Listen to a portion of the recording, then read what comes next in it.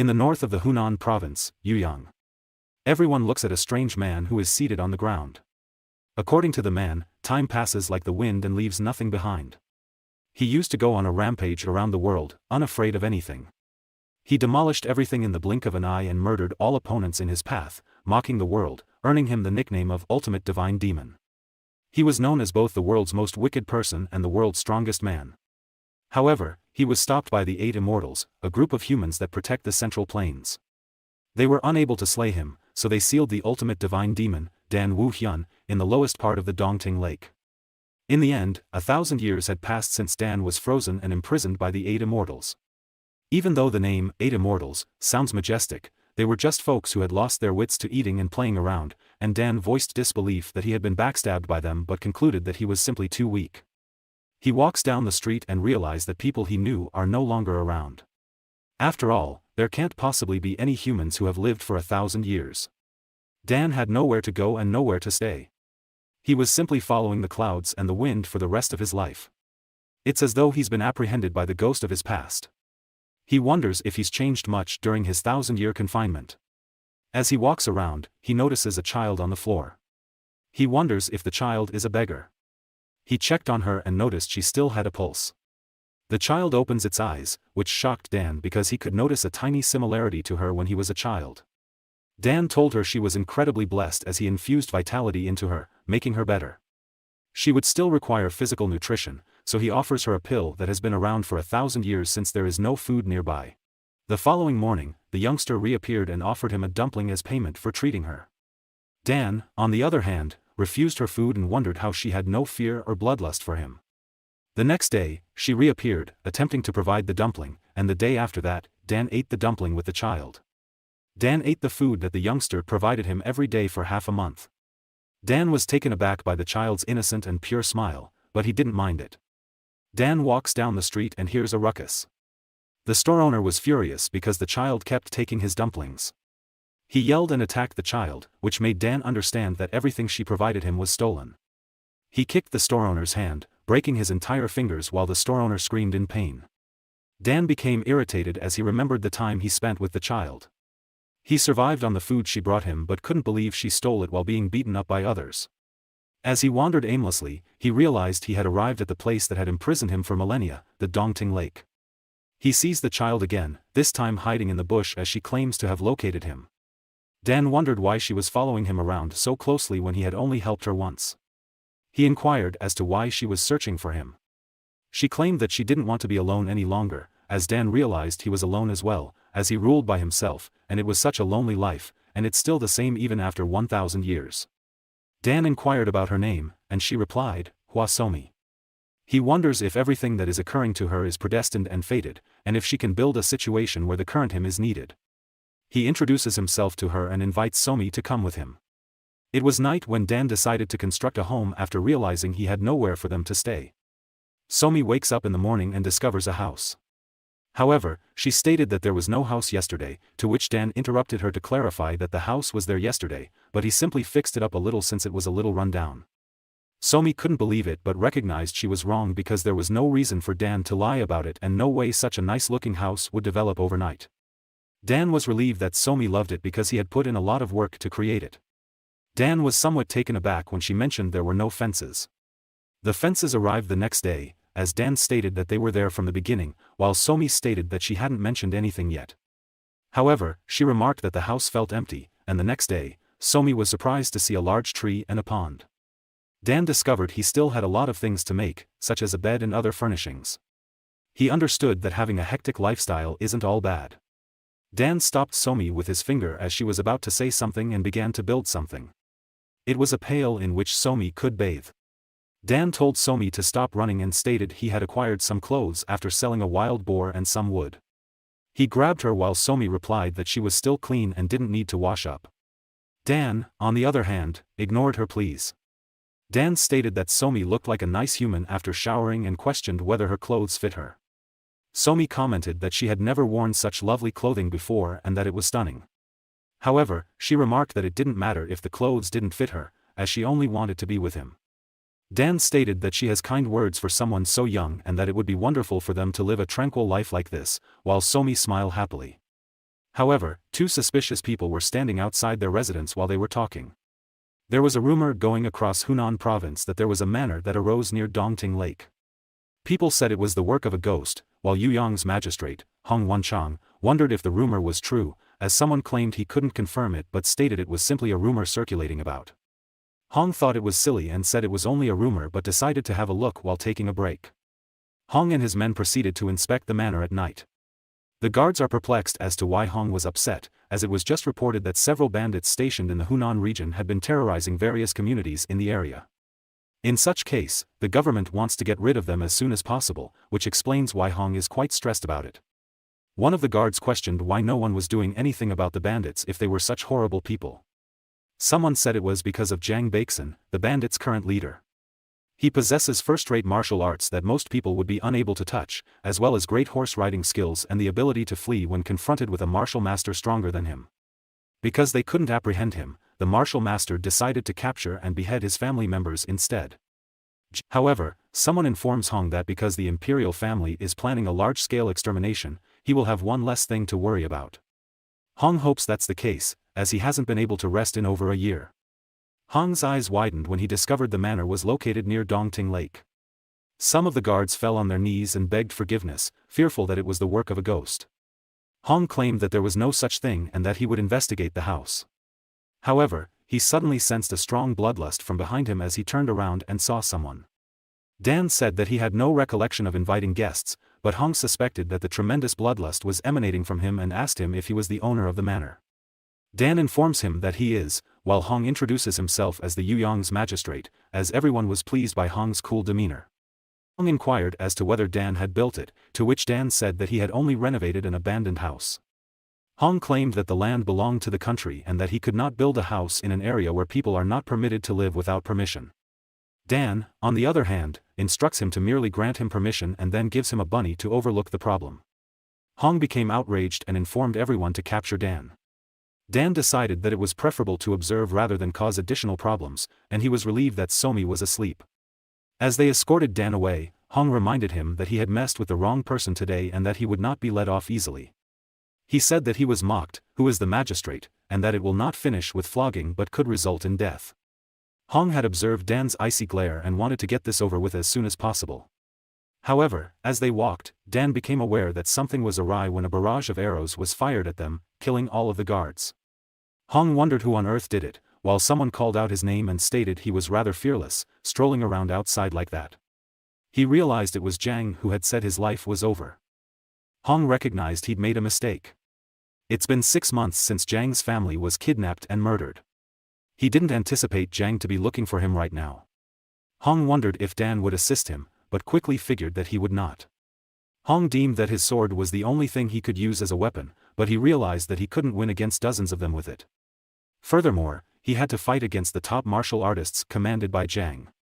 The bandits were eager to kill Hong as revenge for what he had done to their sister-in-law, and they also wanted to chop off Hong's limbs and feed them to the dogs. Hong begged for forgiveness, while Jang stated that he had waited so long to hear it, and that there is no happier day than today. He longed to see more of Hong's terrified expression, but he couldn't because today was Hong's departure day to the other world. As the bandits took Hong away, they pondered what to do with Dan. Jang then tells him he's lucky and sets him free. However, Dan asks Jang to wait a moment as Jang inquires if he was speaking to him. Dan inquired as to their plans for Hong. Jang declared that he would kill him in the same way as he had slaughtered his family. However, Dan claimed that Jang killed a large number of people, possibly more than Hong. He believed that Hong was only exacting vengeance on Jang for the lives he had taken, which infuriated the bandits. However, Jang stated what he would do about it, while Dan realized there were 50 bandits and asked Hong if he wanted to survive but only on the condition that he never cause any trouble with his manor again. Hong wondered if it was the manor he had just seen, while Dan said that it was a great offer. Hong tells him that if he is saved, he would do anything. When one of the bandits decided to attack Dan, he was sent flying and got knocked out. The bandits couldn't believe one of their strongest members had been defeated so quickly, while Jang couldn't observe Dan's movement and wondered how he was captured by Hong. Jang thought Dan was possibly stronger than him. However, he noted that if he is up against a large group of them, they may have a numerical advantage. He convinces himself that despite having battled countless martial masters, he has come a long way and that it would be fantastic if they could take Dan down in an instant. He informed everyone to kill Dan while all bandits were approaching to kill him.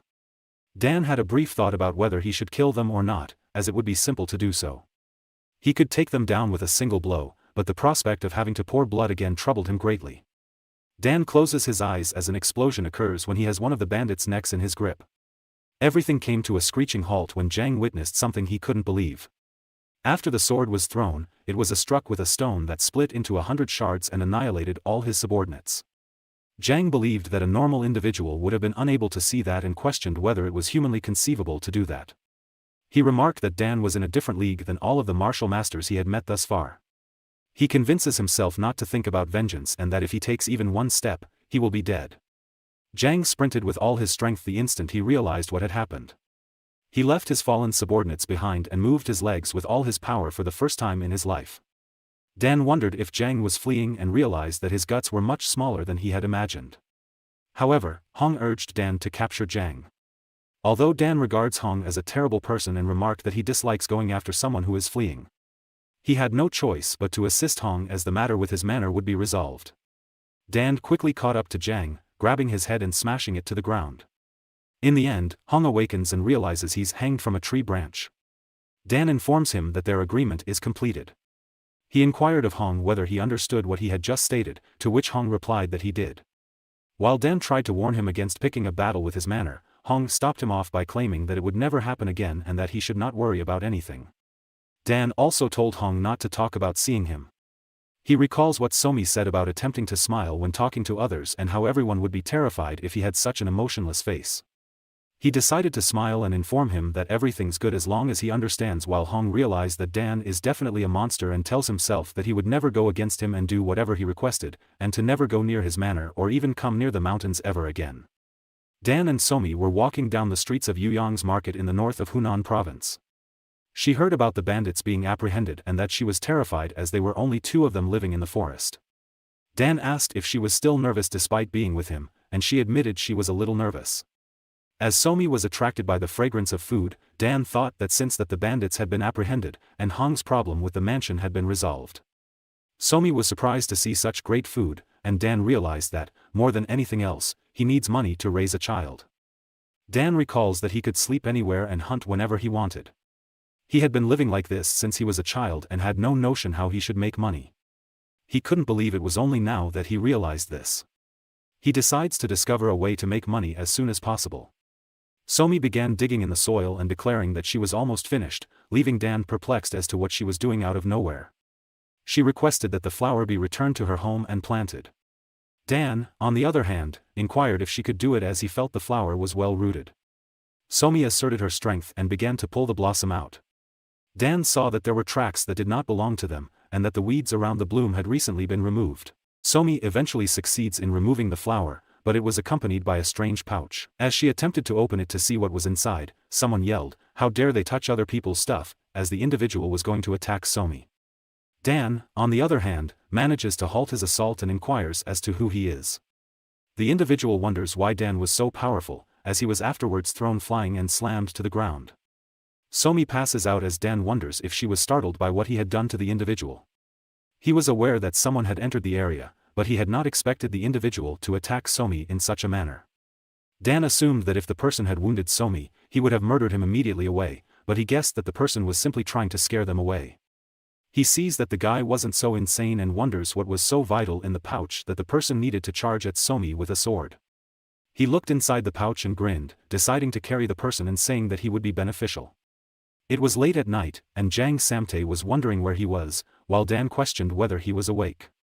Dan introduced himself, and Samtae wondered why his eyes were so chilly. Dan told him that when he charged at Somi, he was going to murder him right there. However, he indicated that he had changed his mind and asked Samtae if he knew why. Samtae was horrified and stated that he had no idea. Dan claimed that everyone's life has a monetary value and inquired how much his life was worth. Samtae claimed to be worth $1 million. Dan, on the other hand, believed Samtae was merely a thief whose value should be limited to 1 silver coin. Dan noted that everyone establishes their own worth. He said that Samtae's life would be $1 million, plus another $1 million to compensate for his attempt to assassinate Somi. In the end, Dan informed Samtae that he needs to pay the sum of $5 million to live. Many female staff thanked the magistrate for his efforts, but he felt under too much pressure and that many people now viewed him differently. He was expecting this because everyone assumed he was the one who apprehended the notorious Jang Baeksun. The trouble was that the commoners were hailing him as a hero, and the government's faith in him had become far too strong after they informed him that the golden Buddha statue had vanished from one of the imperial residences, and that it had been done by a skilled thief. They were asking for his assistance since he was able to take down Jang all by himself and that it would be a simple achievement for him. The individual asked if Hong could do it, and he said he could. Hong couldn't believe he had to go to all this bother and wondered who on earth was that foolish thief. Samtae wonders why the heavens subjected him to such a test. He couldn't believe it last night when it became $5 million instead of $1 million for his life and forgiveness. Samtae could tell Dan wasn't fooling around.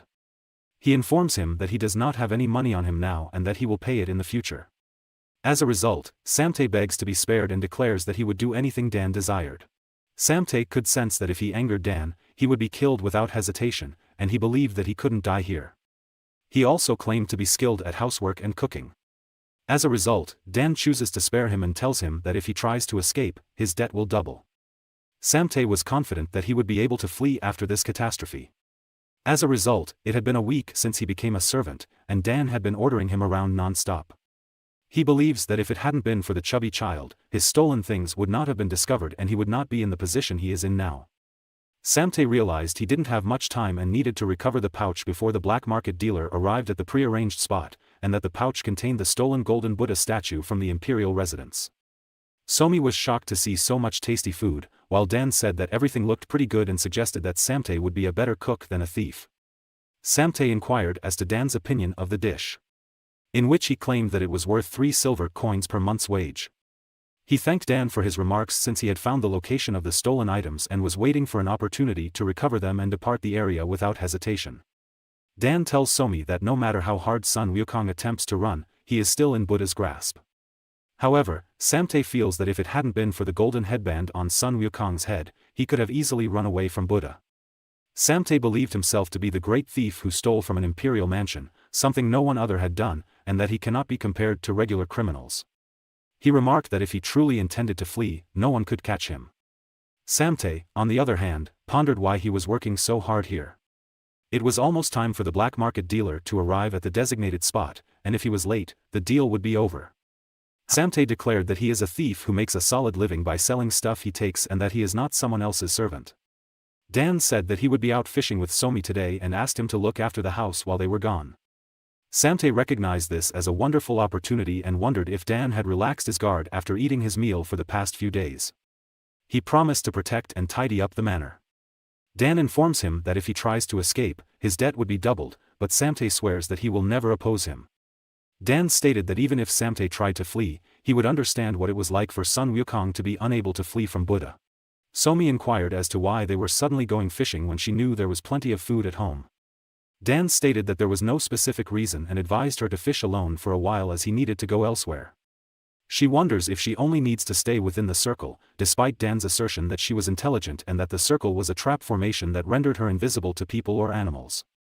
Somi promises him that he will catch a lot of fish for him, and Dan says he is looking forward to it.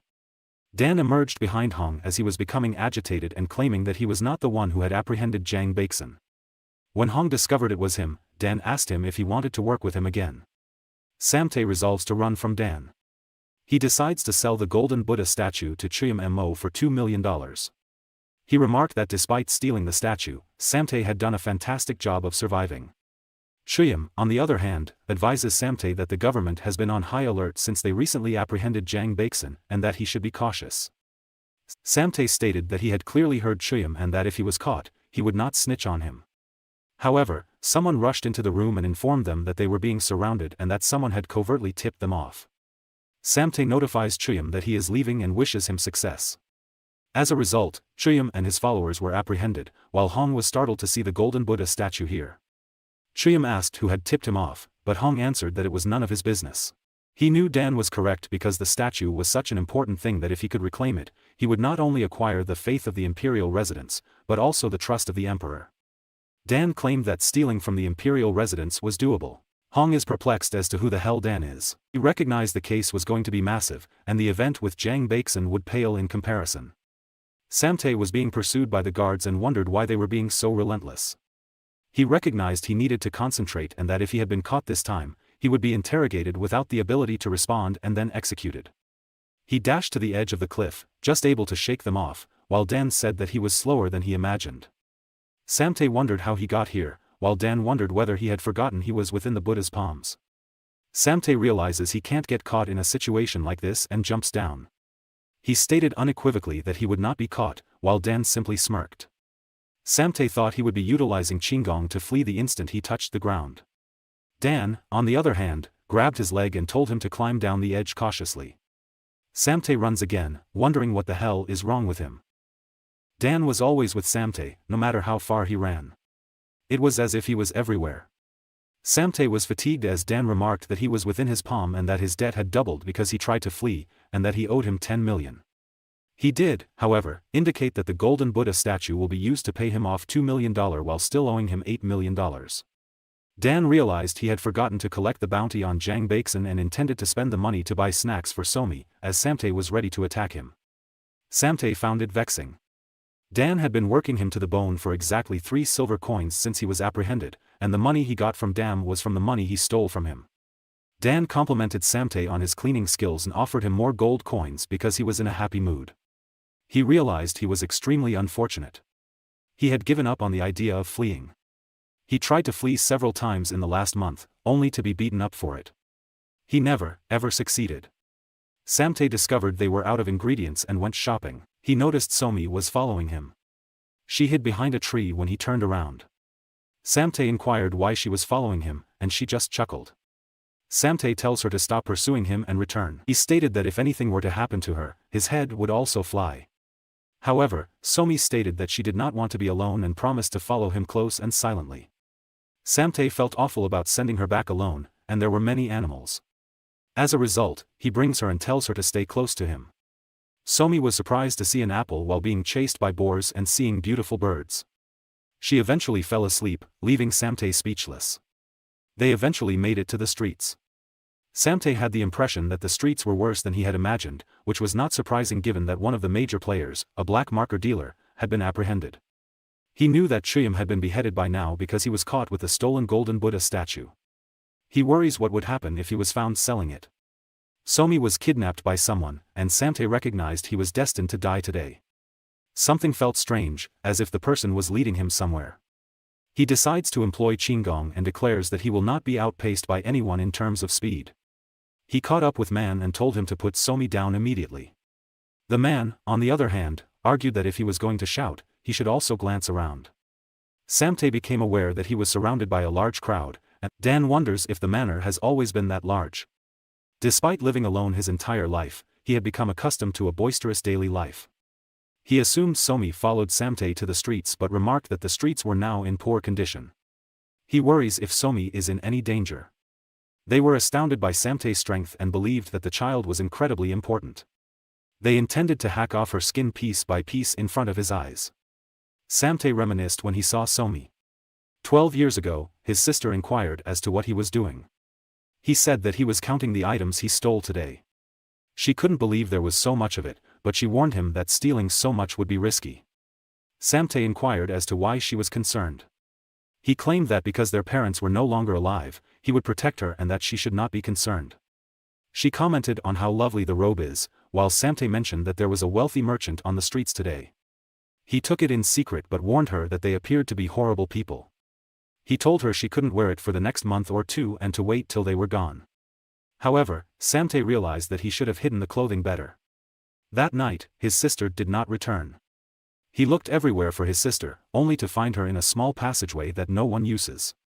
He suspects she found the clothing he had stashed and wore them out that night. Since then, Samtae has detested children because of their disobedience. They said that the Merchant Association's leader was executed because of the stolen items Samtae gave him. As a result, they desired to do worse to him to exact revenge for Chuyam. Samtae tried to stop him, but he kicked him in the face. Somi bit his hand, and the person punched her. She made the decision to defend Samtae. Samtae is curious as to what she was doing when Somi was attempting to prevent them from hurting him. One of them was prepared to kill her while Samtae advised her to flee, but she refused. Samtae began to experience visions of his younger sister and informed her to listen. Somi, on the other hand, asserted that she didn't want to because doing so would leave Samtae by himself. Dan stopped the attack as Somi realized it was Mr. Dan. He noticed that Somi had been hit and declared that they would not have an easy death today. Samtae reasoned that perhaps his sister dislikes waiting for him alone in that rundown house. He opened his eyes as Somi questioned if Mr. Slave was awake. He inquired why she did that and if she was okay. He remarked that she should not have intervened and that she should have simply fled. Somi, on the other hand, claimed that he was far more damaged than she was. Samtae attempted to remember what happened yesterday when Dan told him to bring Somi back and that if he couldn't get up, he would die here. In which Samtae fled for his life, with no memory of what happened next. Samtae warned Somi not to do it again, but Somi refuses and says she will do it again because she does not want to lose another family member. She knew Samtae would constantly want to flee, but she said she wouldn't and would strengthen herself to defend everyone. Somi tells him not to say anything like that again, and Samtae realizes he was chastised. Hong can't believe a group brawl broke out near the village. He was told that there had been a bizarre report and that all the injured people appeared to have a broken right cheek. Hong is perplexed as to who did this as Dan was going to kill someone who was pleading for mercy. Hong recognized Dan and inquired as to what he was up to. Dan claimed that those men were attempting to murder and abduct someone, and that they were remnants of the black market trading organization he had previously apprehended. As a result, Hong orders his men to arrest everyone as they wonder who Dan is. They couldn't believe Hong, who had apprehended Jang Baeksun on his own and discovered the golden Buddha statue with his psychic abilities, would be so meek in front of a street thug. Dan inquired about his knowledge of the black faction. Hong was perplexed as to how he had learned about them. Among the several groups in the Central Plains, the black faction is a group that recruits vagrants and criminals. The organization has been causing the imperial family a lot of trouble for decades because they are extremely powerful and commit a variety of crimes. Dan claimed that these individuals and the dead black market transaction were agents of the black factions, with a branch in Manwha. Dan indicated that they owed him something and that he would assist Hong in settling it. At Manwha, Yang Hyuksang, the black faction Hunan branch leader, wonders why they aren't contacting them even though someone stated they would be here soon. Yang indicated that the upper management is already upset. He also mentioned that they had put quite a lot of time and effort into the black market trader. The speaker added that they had dispatched the elite of the elites to the location and that everything was going fine. Yang intended to kill Samtae, and not only did Jang Baeksun, whom he was assisting, get arrested, but also the black market trader he preferred was killed. He wonders why it feels like everything is unraveling when Dan appears out of nowhere. Yang inquired as to his identity but was promptly beaten up. Dan advised the guards that they should arrest them as they question if Yang is from the black faction and that they couldn't believe this was occurring. Dan's eyes were drawn to the gold coins, and he remembered how hungry Somi and Samtae were, prompting him to begin plundering on Yang to buy Somi snacks. Dan informed them that he would be leaving right away. That's how Dan got the money he needed to raise Somi and Jang Samtae. 3 months later, summer arrived. Their lives have become far more lavish because of the costly artifacts Dan brought back from the black faction group. The issue is that Somi and Samtae have gained a lot of weight. To be honest, Dan was the source of the problem. He brought back a large amount of food for them without any thought. He fed them till they were full for all 3 meals every day, and this is the consequence. Dan knew that they were just ordinary individuals who were unaware of the heavenly harmonizing skill, and that if this continued, their health would be jeopardized. He informed Samtae that he would begin training him martial arts today, as well as Somi. He instructs them to go out into the streets and purchase martial arts books. However, Samtae claims that the ones sold on the street are only third-rate martial arts books. Dan stated that was why he told him to buy it because it was perfect for their level. Samtae remarked that this was the best he could come up with. Dan remembers seeing the Taiji fist and Taiji sword before. Samtae asserted that they belonged to the Wudang sect, one of the 10 great sects' main sect. Dan claimed that Wudang sect, Jang Sambong, is an interesting name. As a result, Samtae and Somi begin to train, while Dan wonders why they are moving in such a strange manner. Samtae stated that they are following the drawing in the book. However, Dan claims that they should not follow the movement and that it's no fun that way. He asserted that there is no set way for martial arts, and that people simply create their own martial arts and record them in books because they do not want to stray from their path. He told them to move freely and that only then would they be able to forge their own path. Dan complimented Somi as she continued to train. Dan, on the other hand, had no intention of allowing Somi to pursue martial arts in the first place. He simply wanted her to be active and healthy. As a result, if Somi continues in this manner, she will revert to her previous state very soon. However, Dan noticed that they were still eating a lot. After undergoing rigorous training, they eventually returned to their original sizes. Sima-chan, the Black Faction's leader, is perplexed as to what is going on. According to the source, the Hunan branch and those who went to collect Jiang had lost contact. Sima noted that Hunan is the quietest it has ever been, with few forces getting in the way of things. It's a fantastic area for them to do business, and Jiang Baeksun was able to repress unexpected forces as he rampaged through Hunan. Sima, on the other hand, suspected that someone was behind this and was attempting to obstruct them. He was intrigued by who it was. He told them to capture and question Hong and Samtae, and that he was confident he could learn something from them. Dan was meditating as he sensed a breeze coming. He tells Samtae to wake up and make breakfast with him as he notifies Somi that it is time for breakfast. He noted that it was windy today and instructed Samtae to check on the situation in Yuyang and report back to him. Bang Chuguk, the captain of the Black Faction Wandering Wind Squad, was informed that Hong would be transferring Jiang Baeksun and his subordinates to the imperial family. She had not expected it to occur so soon, and she found it unusual that they had kept him in Yuyang for the previous 3 months. Bang suspected Hong was attempting to gather some information, but the Black Faction refused to give in so simply. Bang believed it would be a problem if Jiang was transferred to the imperial family and wondered if she should save him or kill him to eliminate all evidence. She believes that it would be a lot easier to execute those who are apprehended than to try to bring them back. All that remained was for her to deal with Jiang Samtae, Magistrate Hong, and the recluse who had caused all this havoc. Bang realized that the person that resembled the composite drawing she saw was Jiang Samtae, who was most likely to know the identity of the recluse. She attempted to pursue him, but he had already fled. Samtae told Dan that the city's aura didn't feel right and that a stalker was chasing him. Dan inquired as to what type of organization the Black Faction is. Samtae revealed that the Black Faction was founded roughly 50 years ago by an unknown person. Nobody knows who the head of the Black Factions was, but there were reports that he had a vendetta against the 10 great sects and that the Black Factions were founded by someone from the demonic cult, but these were just rumors. Dan stated that there was no specific information about them, whereas Samtae stated that the Black Faction were just some unknown groups that no one cared about, but the faction leader had a keen insight for running groups, allowing them to unexpectedly become a force that could intimidate the major sects. Dan believed that the forces would have irritated the big sects, who are always seeking stability. Samtae replied that it was correct, and that the Great Eight families had pressed the Murim alliance to join involved, and that the current Black Faction had concealed themselves to avoid being discovered. Dan recalls that the Murim alliance was set up by key persons from the Orthodox sects, and that if the Black Faction was able to avoid and hide from them, he felt that the Black Faction commander must be particularly cunning. He believed that if there had been reports that a bunch of mere vagrants had established an organization during his time, they would have been crushed cruelly for no reason, as people sought to show off their strength. He recognized that, in comparison to that type of Murim, the current Murim had grown so quiet as to be dull.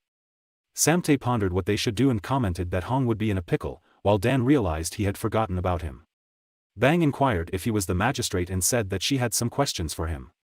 Hong recognized he had let his guard down, even though he had anticipated something would happen before transferring Jiang Baeksun, but he had not expected them to move so quickly.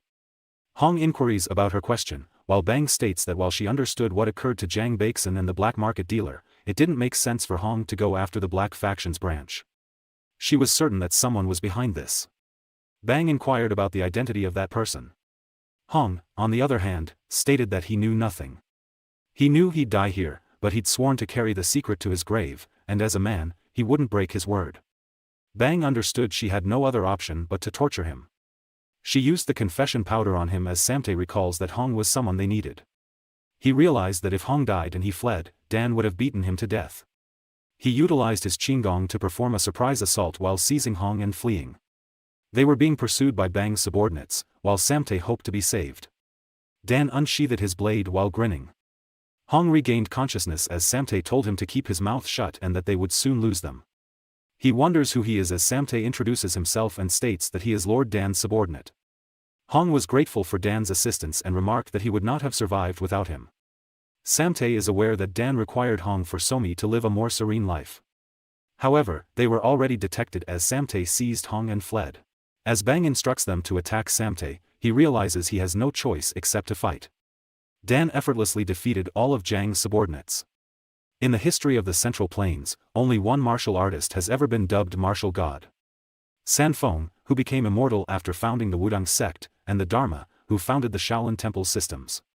Even the heavenly demon who had achieved the pinnacle of the countless demonic sword and ruled over the demonic cult was never able to gain that title. Even though they were among the greatest in their times, only the martial god remained undefeated, which is why he naturally became a legend. Samtae asks why he was so late, while Dan tells him to stay quiet. Bang inquired whether he intended to obstruct their path. Dan stated that a mound of rubbish was still trash. He told Bang that if she didn't agree with him, she should try to prove it to him. While they were witnessing Dan slay all the Black Faction's members, Hong commented that Dan is an outstanding warrior. Samtae described Dan as a monster rather than a human. Hong asks if he was disrespecting his own master, while Samtae says he would insult the emperor if no one was listening. Hong wondered how a lowly servant could insult their master, while Samtae wondered how he could say that considering he was the one who saved him. Hong wanted to flog him because he was a servant who dared to insult his master. While they were arguing, Dan told them to be quiet and that it was time to return. The following day, the government was broken into early in the morning. The incarcerated criminals had all been slain, and those who hadn't died were in a state where they were certain to die soon, and the magistrate had vanished without a trace. A search squad was created to look for the magistrate, and Yu Yang was in a frenzy. People realized it had to be the Black Faction and believed that Hong had been slain and his body deposited somewhere. However, someone remarked that he was a decent person who tried to conquer the evil Black Faction. They couldn't believe such a wonderful guy had died at the hands of the Black Faction. Hong was glancing at Somi when she noticed that an unknown gentleman was staring at her. Hong wondered if the young girl was his benefactor's daughter. He believed they looked similar and assumed she was shy. Somi introduced herself to the magistrate, as Hong tells her that he has a kid approximately her age, and he wants her to play with him when she has free time. Hong thought Somi would be ideal as a daughter-in-law while Dan stared at him. Sima was informed that the contact had been broken and that Hong had gone missing. He doubts that Bang would have failed her mission, but the servant stated that based on the intel, they couldn't search them and found nothing. Sima wonders what was the odds of them being dead while the servant stated that it would be less than 10% and that they would have completed their mission and all that's left for them to return. Sima, on the other hand, speculated that they might be murdered by that reclusive martial master. However, the servant stated that the most recent letter delivered to them contained no such information. He remarked that if the martial master exists, the magistrate's kidnapping or criminal assignment would have a good possibility of succeeding. Sima had the feeling that something had gone wrong someplace and that he didn't like how he felt. The servant assures him that they will assemble another search squad. Sima instructs him to conduct a comprehensive search throughout Huan and to select veterans for the search team. Dan instructed Samtae to protect the mansion and keep a close eye on those who were imprisoned to ensure that they would not escape, and he instructed Hong to return to Yuyang the next day and detain the constables there 3 days later. Dan explained that Tianzi Mountain is the location of the Black Faction's headquarters, which Bang Chugik mentioned. Dan stated that he would personally travel there. He informs them that they should be concerned about themselves because they are so pitiful that they can't even beat one of them. Dan advises them to strengthen themselves so that they will not be defeated at their age. Dan thought it was strange to be leaving the manor. He recalls traveling alone in locations like that when he was younger because he was so concentrated on martial arts all day. He questions why he was obsessed with strength, but he had considered this to be a form of happiness in life. Dan was questioned by some thieves about passing through and was asked for his possessions. However, he said that he had nothing on him. They felt it was silly, while everyone was preparing to jump at him. Someone, though, yelled that they should be embarrassed for bullying the weak. They had no idea who she was or why there was a woman here. She quickly defeated the bandits and stated that if it hadn't been for her, Dan would have been in huge trouble. He stayed silent while she pondered why he was staring at her face so attentively. However, she realized he was staring at her sword while Dan said her swordsmanship was amazing. She wonders if Dan was taken aback by her outstanding swordsmanship. Dan, on the other hand, was unconcerned about what she was about to say and began plundering the robbers. Dan said that the money was most likely stolen from others and that he was only collecting it up. Dan handed her a silver coin and said it was for her. She understood he was robbing them and demanded more coins, but Dan refused.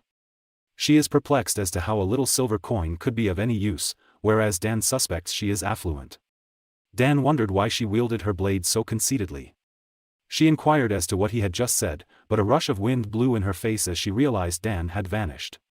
She wondered where he had gone and what the hell that was. In the Hunan province, near Tianzi Mountain. Dan was eating the ramen while everyone was staring at him. As he exited the shop, he realized why they were staring at him and that they had poisoned the food. Dan returned to the ramen shop and murdered everyone there. He had the impression that the village was odd, and that the people's eyes appeared dead, and that there was a terrible vibe in the air. He recalls Bang telling him that the Black Faction was a village itself. One of the members of the Black Faction reported they'd been ambushed. Sima wondered if the visitor had come to stir trouble. The individual indicated that there was only one adversary, but he was a very powerful martial master. Sima, on the other hand, couldn't believe what he'd just said.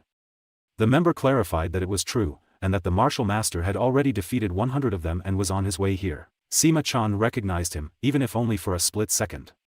He wonders if he has defeated everyone on the first floor. He could see Dan was looking at him as if he were a bug. Sima was about to unsheath his blade, but he was defeated easily. Hong gives the order to arrest everyone. He said that they are the Black Faction's terrible bandits, and that this was the Black Faction's headquarters. Hong can't believe that a single man achieved what the Imperial family and the Great Murim Alliance couldn't. He was wondering who Dan was when he heard a sound behind him. Dan identified that individual as the Black Faction leader. He informed Hong that he would leave immediately because he had promised Somi that he would return early. Hong thanked Dan and said that he would look for him once he had settled everything. Dan informed him not to forget about it as Hong promised to keep quiet about this matter. However, Dan said it wasn't about that, but the bounty of those people. The people couldn't believe that the Black Faction was taken down and that the magistrate had accomplished a great feat. They wondered if Hong would be summoned to the central government at this rate. Namgung Sohai, the Murim Alliance Phoenix Squad captain, felt something was wrong. She wonders how Hong discovered them when the Murim Alliance couldn't. She also believed it was strange that Hong would lead a group of constables to take down the Black Faction's martial masters. She was certain that someone was behind this and wondered who the hell it was. The Sword Emperor and Murim leader, Namgung Chun, learned that the Black Faction had collapsed. Jae Gal-woon, his military advisor, speculated that a formidable martial master is backing with the magistrate. Chun confirmed that his estimates were true and instructed him to dispatch the captain of the Phoenix team to investigate the situation. He believed that if there was a hidden martial master, they needed to find out who it was and win them over. Sohai felt that her stomach was hurting after eating so many sweets. She added that if her grandfather saw her in this condition, he would most likely murder her. Sohai is perplexed as Somi serves her a dumpling while claiming that she is already full. Sohai recognized her as a sweet child and inquired about her name. She requested her parents to express her gratitude. Somi, on the other hand, indicated that she did not have parents, but Dan emerged and claimed to be her father. Sohai recognized him as the man from her past, and she was certain that heaven had sent him to assist her. Dan, on the other hand, ignored her and questioned why he should assist her. Somi was overjoyed when Dan revealed that he was her father. She stated that Sohai appears to be in great need and that they should assist her. Somi tries to say, "Dad," and Dan is perplexed as to why she keeps repeating it. Samtae advises Sohai to pick up the pace after she complains that the dirt isn't coming off. However, he informs her that that is not how she should do laundry and instructs her to pound it harder. Sohai inquired if he wanted to die, while Samtae said he was just trying to teach her how to do laundry and wondered why she would murder him over it. He asked her if she thought it would be easy for someone to ask for a favor, as she wondered why she had to be treated this way. Dan responded that he is unable to assist her for free. He proposed that she assist with domestic duties while she was here and that he compensates her for it. Hong handed Dan 100 gold coins. He can't believe Hong was able to obtain that much in such a short period of time. However, Hong stated that it was nothing in comparison to what he had done and informed him that the imperial residents had personally removed those people and would be turned over to the Eastern Bureau, where they would most likely perish. Dan inquired if the situation had been resolved, to which Hong replied that it had. Somi was described as a sweet and adorable child by Hong. He inquired as to whether it was time to send her to school. Dan was oblivious while Somi caught a fish. Hong emphasized that nowadays, children are required to attend school, and there is no greater disgrace for a child than not knowing how to read or write. He remarked that it would be excellent for Somi to make friends and that he knows of a great school, whereas Dan preferred to think about it first. Hong believed Dan was practically into it, as he worried how his prospective daughter-in-law might be unable to read or write. Somi noted that the magistrate's garden was full of interesting things. A child asked who she was and why she was there. Hong inquired of Jinrang as to why he was yelling at Somi. The boy recognized it was his father. Hong asked Jinrang if this was what he had taught him. He chastised his son for mistreating Somi. Jinrang apologized, as Somi said she was fine. She asked Hong whether that was the boy he was referring to. Jinrang wonders why his father treats Somi better than him. He eventually hurried away in tears, declaring that he despised his father. Dan is asking if Somi and Jinrang could be friends. She implied that they may be best friends. He asked whether she wanted to go to school, while Somi pondered if she could, as Dan says she can if she wants to. Somi claimed that she wanted to go to school. Sohai inquired if it was okay and noted that the Chunsong school is well known in Yuyang. However, Dan stated that no matter how well known it was just a school. Sohai claims that Dan has no concept how the world works, and that the more famous the school, the more difficult it is for Somi to get along with the kids. She remembers how she had to change her name on purpose to get into a school, and how there was a great fuss about it, but she managed to beat them all up. Dan assured Sohai that Somi would be fine and that if she encountered any difficulties, he would step in and assist. Sohai, on the other hand, asked Dan whether he was certain that he would not budge even in the face of greater force. She believes Dan is untrained in martial arts and that he has nothing but the manner. She wonders if Dan has a chance against a well-known family or the harassment of government officials, but realizes it has nothing to do with her. Dan stated that he would protect Somi with everything he had, even if it meant turning the world against him. Sohai felt a peculiar feeling and asked Dan about it, but he stated that he didn't sense anything. She believes that the odd energy can only be felt by a martial master like herself and that there must be a martial master nearby who can defeat the Black Faction. Sohai takes Somi to school the next day, as requested by Dan. Sohai informs her that she will be able to meet wonderful people, whilst Somi hopes to make friends. She tells her that if there are any evil kids, she only needs to send them flying with her punches, and Somi says she can do it. Sohai walked about the streets as some suspicious people were watching her. Somi introduced herself to the class, but no one seemed interested in her. As she walked to her seat, she realized it was Jinrang, who she knew. Sohai rushed up to Dan, declaring that she had discovered the martial master behind Magistrate Hong. She added that while she was researching, she overheard people discussing who took down the Black Faction. Sohai inquired about Dan's knowledge of the Hunan Five Swords, stating that she wished to bring them into the Murim Alliance but had no idea who they were. She realizes that if she informs the Murim Alliance about it, she might be able to finally say goodbye to her miserable maid life. Dan stated he'd come along because he wanted to find out who they were. Somi informs Dan that she has learned the 1,000-character classic as well as calligraphy and that she has grasped a brush for the first time. Sohai informs Dan that Somi just stated what she did and nothing about her friends. However, Dan said that it was merely the first day of school. Sohai guessed it was feasible and asked him whether he still wanted to visit the Hunan Five Swords base. Dan said he'd go after putting Somi to bed. Sohai inquired if they are the Hunan Five Swords that had vanquished the Black Faction. They claimed, however, that they had no idea what she was talking about. She stated that the leader of the Murim Alliance wants to meet with them. They claimed that they had no idea who had leaked such information, but they declared themselves to be the ones who had subjugated the Black Faction. Sohai perceived their energies as those of a second-rate martial artist, and she believed she could easily handle them as well. She urged them to demonstrate their technique for subjugating the Black Faction.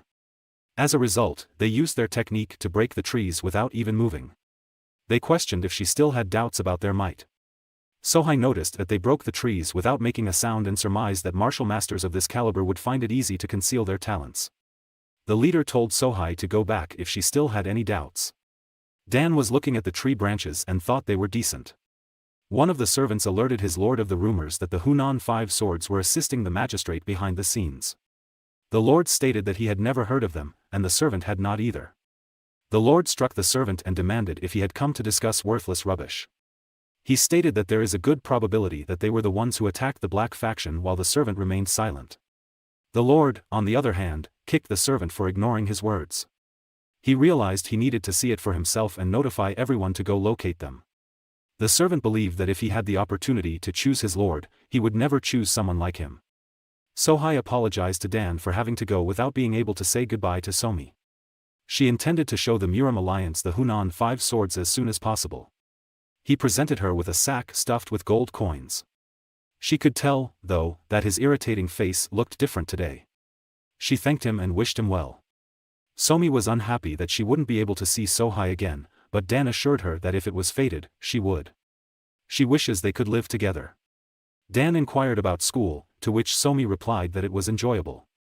He informs her that it is difficult to get along with others, but states that she will meet more people in her life. Somi assures Dan that she is his daughter and that she would not be discouraged. Dan praised her as a strong child. He could tell that Somi, at 7 years old, is more mature than her friends. While this isn't necessarily a bad thing, he doesn't think it's the greatest thing for her. He introduces himself as Dan Woohyun and said that his daughter's name is Dan Somi. He assures her that he will protect her no matter what happens and encourages her to live her life fearlessly. Somi was captivated by the name, Dan Somi, while he wondered if she understood. A group of folks on the street drew Dan's attention. He could sense the person's impressive pressure. The Lord was told that they had found the Hunan 5 swords, which were 5 kilometers north of Yuyang, and that they were on their way to Hubei. He was curious to see how strong they were as they instantly pursued them.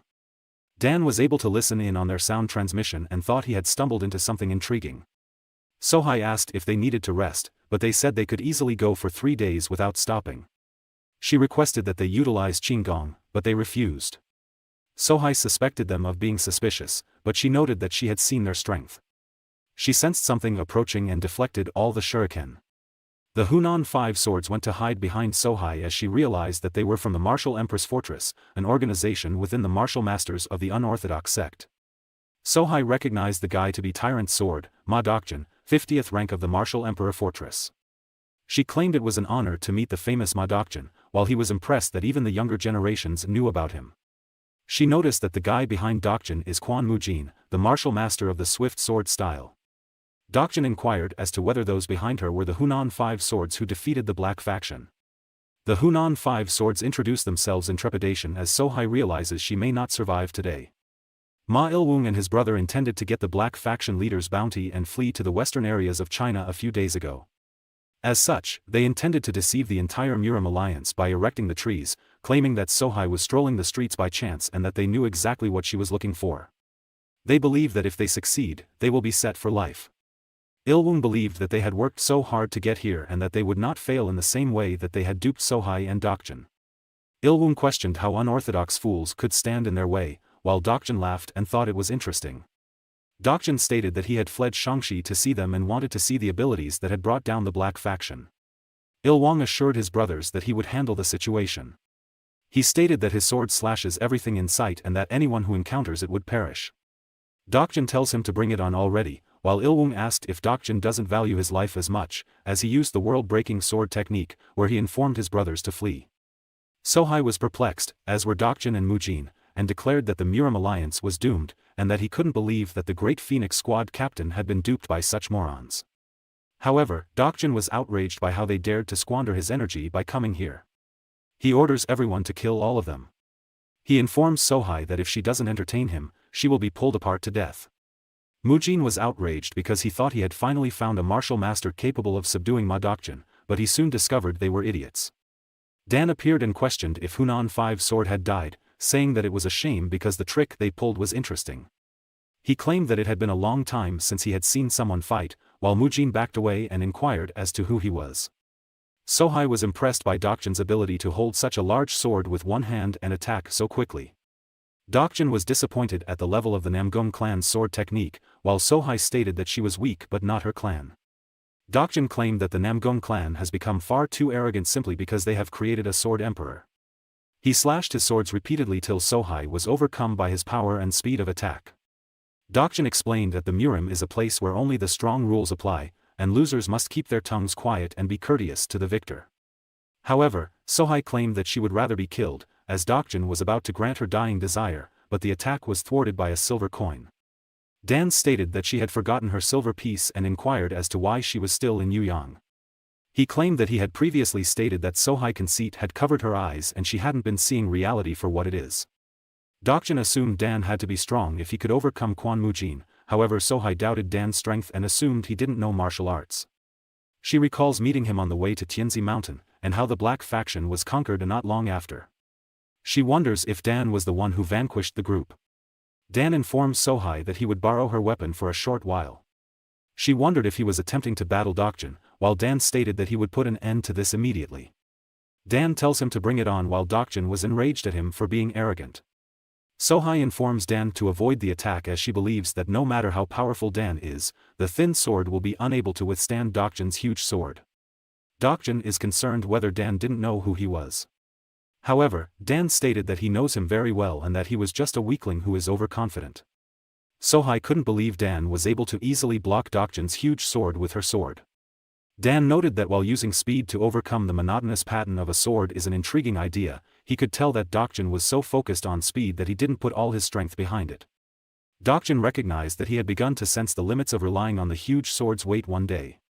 As a result, he concentrated solely on increasing his striking speed to overcome that barrier and swing the enormous sword like a twig. Dokjun was outraged at Dan for dismissing all his efforts and went to strike him with his sword. Dan, on the other hand, just blocked the attack with ease and remarked that he never dismissed it, explaining to Dokjun that his speed couldn't compete with him, and even his big sword wasn't powerful enough. Dan wanted to inform him of his own futility as he destroyed the mighty sword and instructs him to train for another 1,000 years before fighting him. Sohai and Mujin were startled to see Dan defeat Dokjun. He handed over the blade to Sohai, who questioned if he was the one who brought down the Black faction. She wonders why he didn't tell her, as Dan said, to quit worrying about trivial matters and that there are times when one should dismiss what one sees or hears. Dan tells her that what occurred today was a godsend because she didn't die despite attempting to confront Dokjun with the swordsmanship she was so confident in. Mujin decides to follow Dan as he walks back home. Mujin stated that he desired to be at his side. While there are many strong people in the world, Mujin wonders how many of them could battle Ma Dokjun as if he were a child. He believes he has finally found the right person to take him to new heights. Dan turned down Mujin's request, even though he persisted in being at his side. However, Mujin stated that it didn't matter because he would follow Dan even if he said no. He stated that if Dan refused to accept him, he would rather die, to which Dan responded by knocking him unconscious. He states that Mujin is powerful for his age, yet he could detect malice in his eyes, as if he was staring at a prior version of himself. Those eyes that will go to any length to get to the top. Dan believes that while pride is important in a martial artist, the more hatred he has, the more dangerous he will become, and that if he can't control his emotions, Mujin will not stay long. Dan was reminded of the old Jianghu by what transpired today. Mujin was doused with water when he awoke and noticed Dokjun. He was later beaten up for being a traitor and being ungrateful as Dokjun had raised him when he was on the point of death. However, Mujin claimed that Dokjun treated him as if he were a dog. He stated that he is just a pitiful piece of shit who made a big deal because he felt inferior to him when he got more renown than him. Dokjun was angered at the way he spoke back to the Lord. However, Mujin remarked that Dokjun is not a lord, but rather some trash who is attempting to murder his subordinate, making him worse than vermin.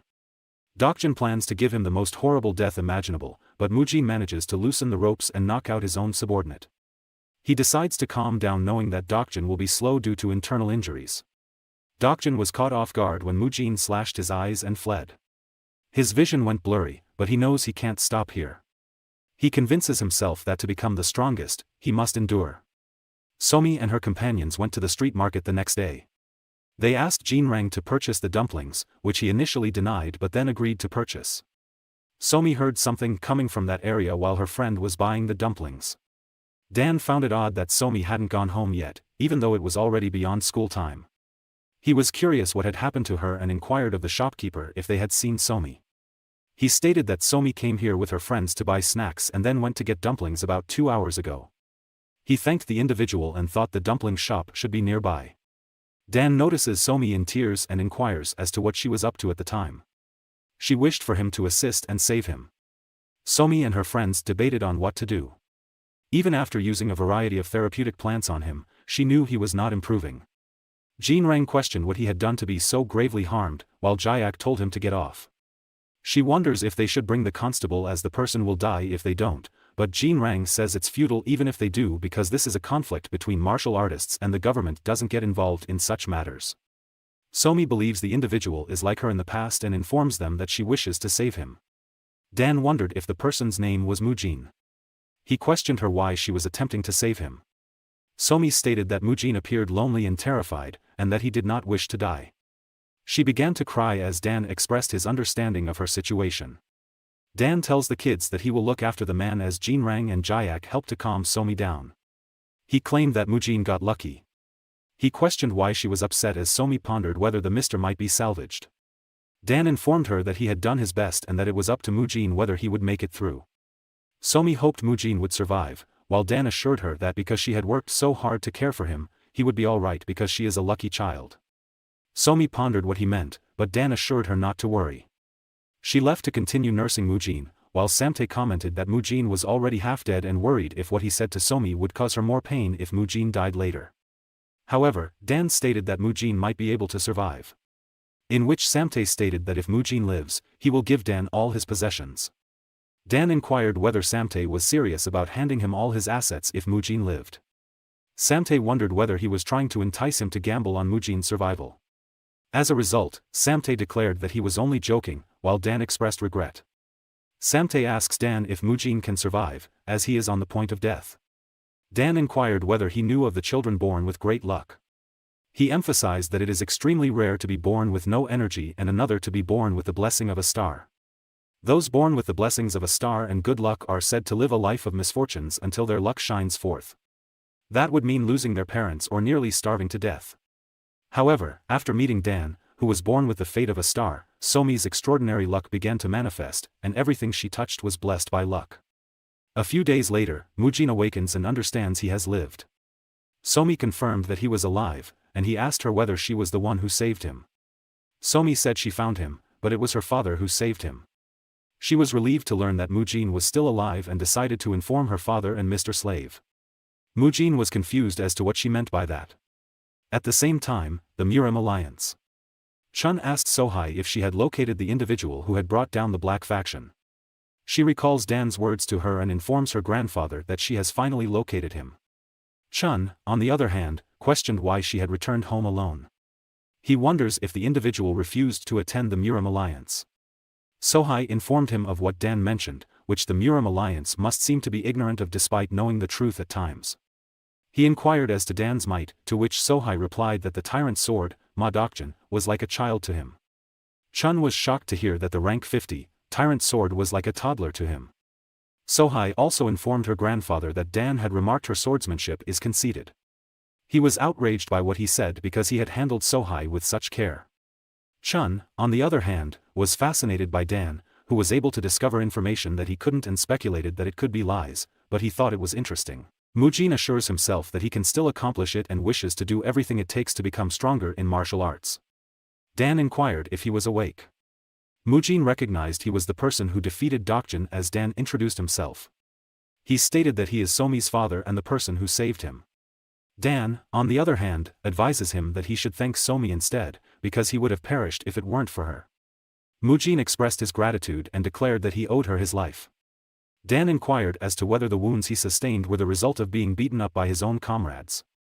He remarked that the Murim is a place where anyone would do everything to live, even if it meant betraying someone.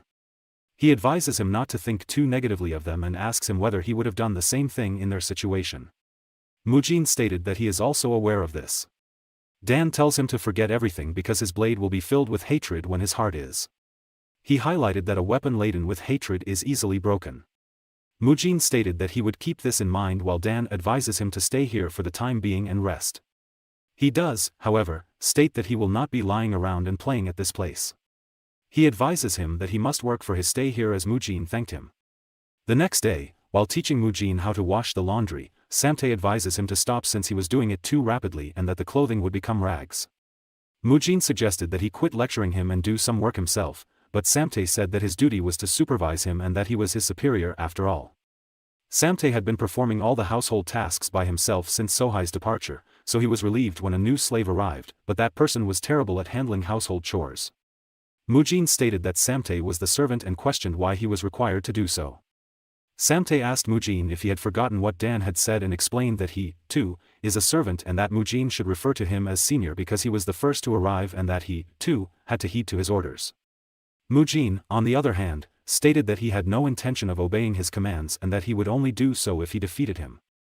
Samtae invited him to accompany him to the rear for a moment, and Mujin stated that he isn't worried if he says it like that. Samtae flees and yells for Dan about the new person he brought and how he was disrespectful and tried to kill him. Mujin chooses to pursue him, but Samtae mocks him by saying that his Qinggong is faster than his, while Mujin says that if he is caught, he will be dead.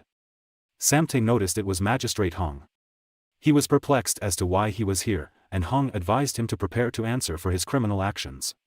Hong had been working prior to this. He reasoned that now that the black faction was gone, any bandits who had been hidden must be delighted. He puzzled who it was until he discovered it was Samtae. He claimed he should have known when Samtae disparaged his own master. This time, he resolves to give him a good lesson. Samtae wondered if Hong had learned about his previous robberies and acted brazenly and ignorantly. He inquired as to what he was suddenly talking about, while Hong asserted that Samtae had been performing various offenses while hiding behind Dan. He draws his swords and declares his intention to kill Samtae, but Dan intervenes.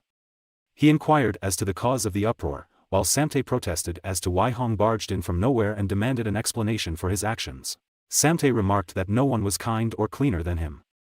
Hong inquired if Samtae had anything to say after viewing the picture of him. He recognized that was his name, while Somi puzzled what was written on the paper. Hong indicated that he was involved in illegal opium trafficking and human trafficking, which made Samtae question what nonsense that was. According to Somi, Mr. Slave is not such type of person. She claimed that the guy who drew it must have sketched it incorrectly and highlighted that he was not a horrible person. However, Hong asserted that it was practically a total match with his name, whilst Somi stated that they share a name by chance. Samtae recognized Somi was protecting him and stated that he understood. Samtae stated that he would prove that he was not the one responsible for the crimes and would go find the true culprit, while Somi stated that she would work together with him. Somi, on the other hand, wondered where they were heading. Samtae realized he didn't know what to do and fled because he was angry. He knew it was a mistake to bring her along to catch the true culprit, but he couldn't leave now that Somi had put her trust in him. He could tell that the drawing resembled him and wondered if he had done all those things inadvertently. Dan inquired as to what he intended to do. Samtae mentioned going to places like gambling dens, which made Dan question if he was going with Somi. She questioned if she could go there, but Dan said she could when she was older. He tells her to go play with Mujin in Yuyang and that he will come get her later. Samtae maintained that he had never done any of those things, but Dan replied that he was aware of them and claimed that Samtae was not brave enough to commit such acts. He advises him not to worry about it. He stated that the real criminal is involved in both opium and people trafficking, and thus capturing and interrogating everyone involved in human and opium trafficking will make things easier. Samtae speculates that it could be the bandits. Dan added that the bandits have a stronghold to return to and that they will remain in one area unless the government attempts to subdue them. Dan stated that Uelu Mountain was far nicer than he had expected. He realized he should have built a house here instead, while Samtae commented that the place would be excellent with all the bandits flocking around. Dan remarked that he detected sarcasm in that sentence. Samtae exclaimed that he couldn't believe he was heading to the bandits' cave to prove his innocence and that he could perish whether he was guilty or not. He stated that he is just a third-rate martial artist, and that Dan had taught both Somi and Mujin but had completely neglected him. Samtae mentioned that everyone had a full stomach because of him, and that he sweeps the floor occasionally, watches after Somi, and handles the domestic tasks. He added that the house would be in shambles without him, and that Dan was always focused on Somi and that Mujin bastard. Dan deduced that Samtae was envious on the inside. Dan noted that because Samtae had accomplished so much during this time. He inquired if there was anything he wanted. Samtae added that he, too, wishes to grow stronger. As a result, Dan advises him to attempt to get stronger. As a hail of arrows approaches, Dan pulls Samtae back to keep him from being hit. Someone yelled that it would have been preferable if they had simply been hit by the arrows and perished. Samtae understood it was the mountain bandits and that they had outrun them. He believes that was all right because Dan was around. Samtae was perplexed as Dan stated that he was in pain and dying. Samtae was confused as to what he was doing, while Dan explained that he had been struck by an arrow and was unable to move. He inquired why he was doing such a stupid act in the middle of nowhere and told him to stop saying strange things and to do something about the matter. Dan inquired if he wanted to get stronger as Samtae realized Dan wanted him to learn by fighting for real. He notices Dan not moving an inch and concludes that he has no intention of assisting. He realized there are at least 5 of them on each side. He believes it was too much for him when he was merely a third-rate martial artist. But he promises himself that he will not give up without a fight. The chief bandit realized Samtae was fighting all of them and advised him to give up because one of his friends had already died. Samtae claimed that his sight is useless if he believes the person is dead. The chief bandit was angry by what Samtae had said, and all of them rushed at him. Samtae is aware that his Qinggong has helped him defeat stronger opponents. He knew he couldn't run away if he wanted to get stronger. The chief bandit attempted to slice him, but his blade fell to the ground. He had no idea as to where Samte was when he came behind him and stated that his strike was slower than Dan's flick. Samte noticed it worked and commented that he couldn't inflict much damage because he wasn't very powerful, but he stated that experience is the best instructor. He saw an impending attack and leaped up, punching the archer to the ground. Samte thought he was doing well but was taken off guard when the arrow struck him. The chief bandit claimed that Samte is a loser who can only use Qinggong, and he instructed everyone not to give Samte any space for moving around. He is unsure what to do as Dan instructs him to take 2 steps to the right, in which he avoids the boss bandit strike and goes for the uppercut. The bandits realized that their boss had lost and chose to jump as Samte, which Dan thought was good enough and promptly annihilated the bandits. Samte indicated that he was able to handle it, however Dan stated that without battling with his life on the line, he would never be able to overcome his fear. Samte asked Dan if he would assist him if he died and couldn't defeat the bandits. Dan says he will not intervene and tells Samte that if he wants to get stronger, he cannot rely on others. They decided to question the bandits' leader. Dan asked whether he knew who the person in the paper was, and the chief bandit said it had to be Samte. Dan mentioned that he noticed his subordinate carrying opium and inquired as to where he obtained it. The chief bandit indicated that he obtained it in a back alley, while Dan stated that if he does not reveal the truth, he will suffer anguish worse than death. The chief bandit is taken aback by Dan's energy and believes he is a skilled martial artist. He indicated that it is from the Tri-Blade faction.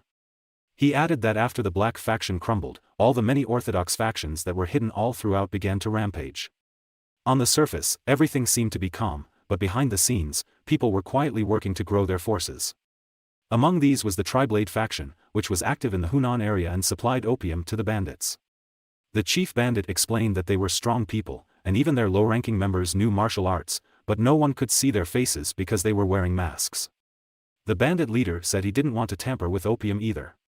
However, those people beat up his subordinate and forced them to buy it, and as a result, many bandit strongholds have vanished. Dan inquired as to their whereabouts, to which the chief bandit said that he wasn't sure and that they used to come seeking them once a month but didn't know when they'd return. Dan realized he wasn't lying and demanded all the opium they had.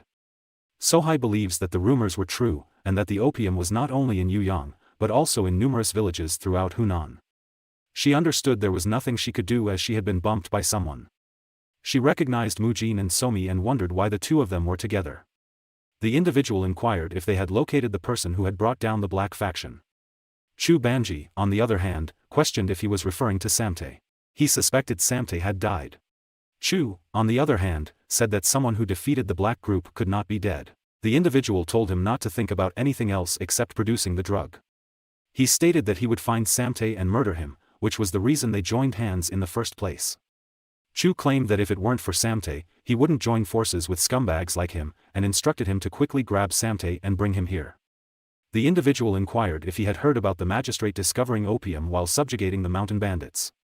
He said it wasn't guaranteed, but Hong would try to bring their opium into the imperial residence. Chu explained that they needed to get the opium right away or risk being caught. He tells him that if anyone who understands anything about medicine investigates it, it will only be a matter of time until they uncover his presence. The individual intended to rip Chu's limbs off for being noisy, but he realized Chu was still useful to him. In this regard, he declared that he would have his subordinates act. Dan was stunned as Sohai pondered how she had ended up in this circumstance. Somi made Sohai go back to the manor 30 minutes ago, and she was left wondering why she had come back. Dan inquired as to why she had returned, while Sohai was perplexed by his tone and wished to inquire about something. She questioned why Mujin was with him. Dan remarked that Mujin is a member of his family, but Sohai wondered how he could let such an unorthodox person into his family. Mujin indicated that he is no longer with the unorthodox. Dan indicated that it was now her turn to answer questions. Sohai revealed that they had discovered that person's source was in Hunan.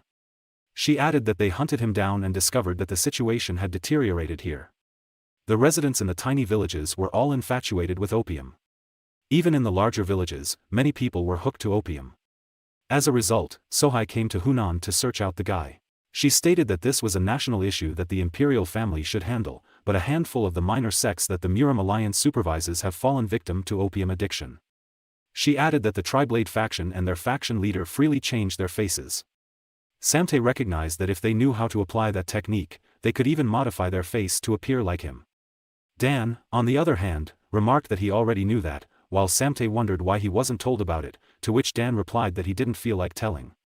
Sohai wonders whether he knows anything about it, while Dan explains that someone is exploiting Samtae visage to sell opium and people. Sohai inquired if Dan had any plans to apprehend that individual, to which Dan said that while he did not have all the information, he had discovered some hints.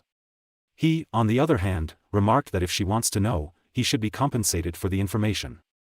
Sohai inquired about recompense, to which Dan said that she should deliver the bounty on the black faction leader. Sohai agreed to his demands, but only on one condition. She indicated that if the situation is resolved, the Murim alliance will accept full credit.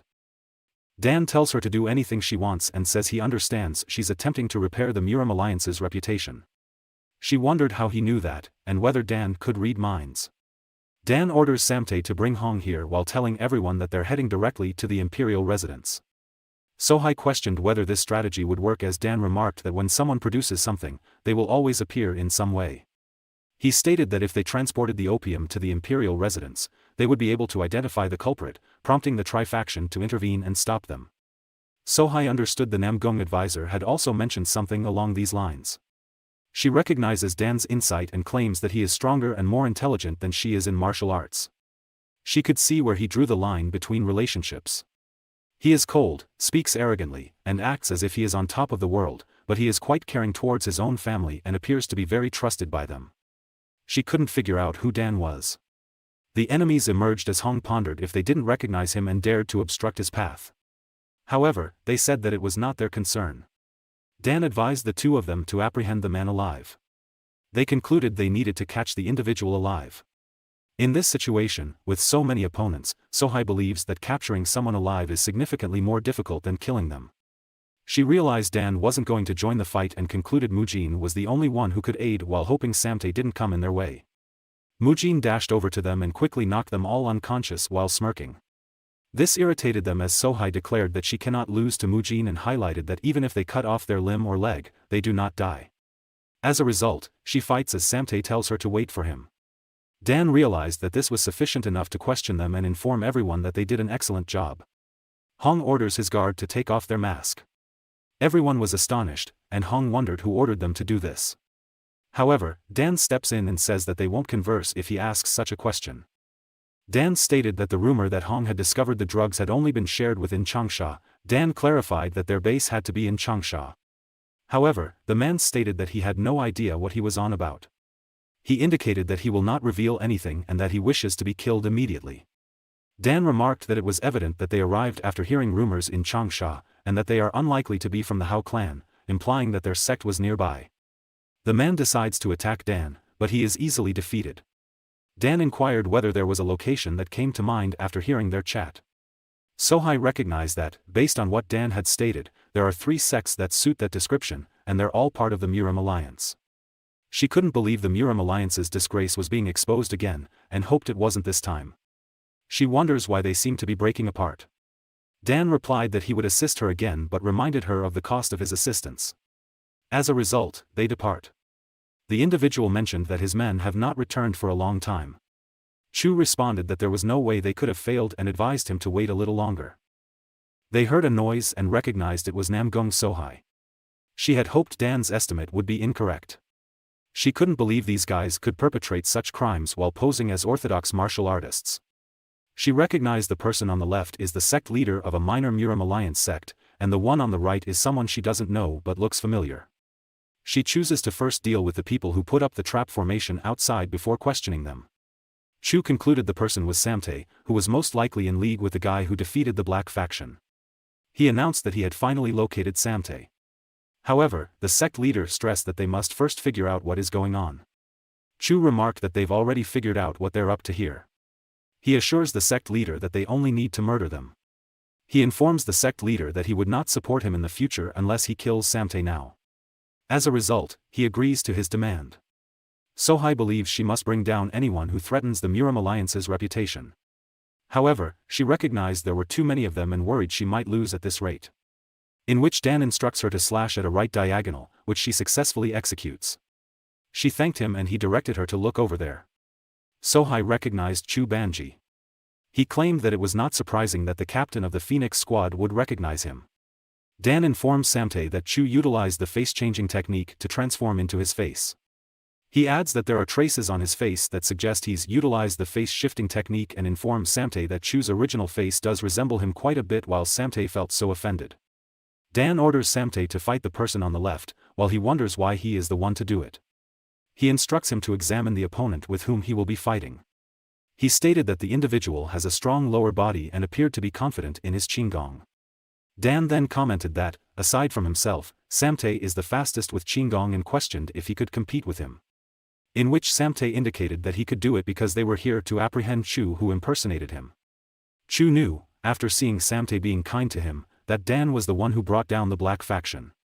He threatened to kill him, but Dan told him to keep quiet.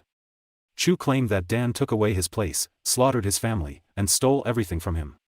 Dan realized it had been a long time since he'd seen the crimson wind that only he could see. The crimson wind signifies those who cause calamities and those who injure their surroundings while harboring bad intentions. Dan didn't want to start any disastrous relationships and then questioned if this was his destiny. He tells Chu to quiet up while Chu declares that he will crush everything Dan values. Dan recognized that words would not reach him as a lightning strike appeared and annihilated Chu. Everyone was perplexed, and everything happened far too quickly. They wondered as to who he was, while Dan noted that everything had finally quieted down. Sohai remarked that she has witnessed numerous deaths but none as heinous as this. She could see with her own 2 eyes that no one had touched them, but they were unable to put themselves because of the terror instilled in them. Their energy flows were flipped inside out, and their internal energy flowed in reverse, causing their meridians to burst as they died. She believed that due to Chu Banji's medicine, they ought to be much stronger. Dan informs Sohai that he will leave the rest to her. The mystery hunter, Sa Gukjung, was ascending a cliff in northern Hunan, near Dantang Lake. He added that the location was totally off limits for people 1,000 years ago, but he came here since it was lately permitted to visit. In which he later collapses inside the mountain. He was able to restore consciousness and uncover something. He wonders if those were the traces of the mythical Imugi. He said that this was fantastic and that if he gave this knowledge to the Murim Alliance, he wouldn't have to worry about money for the rest of his life. Later, Gukjung came upon more bodies and wondered whether they were expecting someone. He noticed a person's name inscribed on the ancestral tablet, as well as some writing on the wall. It was claimed to pay homage to Dan Woohyun, the martial god. Somi remarked how warm the weather was as Mujin and Samtae were working on the farm. Sohai asked why they needed to work on such hot days and suggested that they pay someone to do it.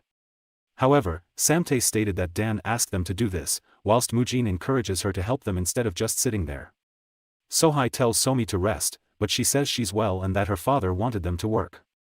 Sohai wonders if Dan was attempting to train everyone, but believes that it was too harsh on Somi, who is still so young. Dan commented that even Somi works and that Sohai is worse than a toddler. Dan wanted to place a wager and see who could cultivate the fastest. He explained that the wager would be 1 silver coin. Sohai began doing the work as they learned how easily she was duped by Dan. At the same time, Chun was informed in the Murim Alliance that the mystery hunter had uncovered the martial god's secret cavern on Gentleman Island. He was also told that the bodies of the 3 skies had been located there. The 3 skies, that title was well known among all martial artists. The 3 people with the most sway over the Murim. The 3 skies were given their names since no one else could attain their levels. Chun recognized this was no little story, and that it would tremble the entire center plane. Hyo Gong, a Wudong sect elder, announced that they would also visit the location. Chun understood they needed to go because it was the Wudong sect's Tae Gongjing's body. Zhang Sanfeng, the founder of the Wudong sect, invented the Taiji fist. Tae Gongjing, on the other hand, is the one who assisted Sanfeng in understanding martial arts fundamentals. As a result, Sanfeng was able to meet Gongjing by chance through the 3-element sword formation and understand Taoist ideas to build the modern Wudong sect's martial arts. As a result, it was logical for the present Taoist within the Wudong sect to respect Tae Gongjing. Gong stated that because the corpse of the renowned martial artist of the heavenly demon divine cult, Cheon Mugwang, is also present, the demonic cult will make their move as well. War will erupt between the orthodox and demonic forces if one wrong step is taken. Chun stated that given the gravity of the situation, he chose to dispatch 200 martial masters from the alliance. He added that the Wudong sect would command them and that Tae Gongjing's corpse would be returned to the Wudong sect. He also seeks their assistance in investigating the martial god's secret cavern. He assumed that the bodies of Tae Gongjin and Cheon Mugwang would be cared for by the Wudang sect and the demonic cult, respectively. However, something bothered him as he wondered who the hell Nam Juri Eon was. He believes she is one of the three skies, but none of her accomplishments are known throughout the world in comparison to the other two.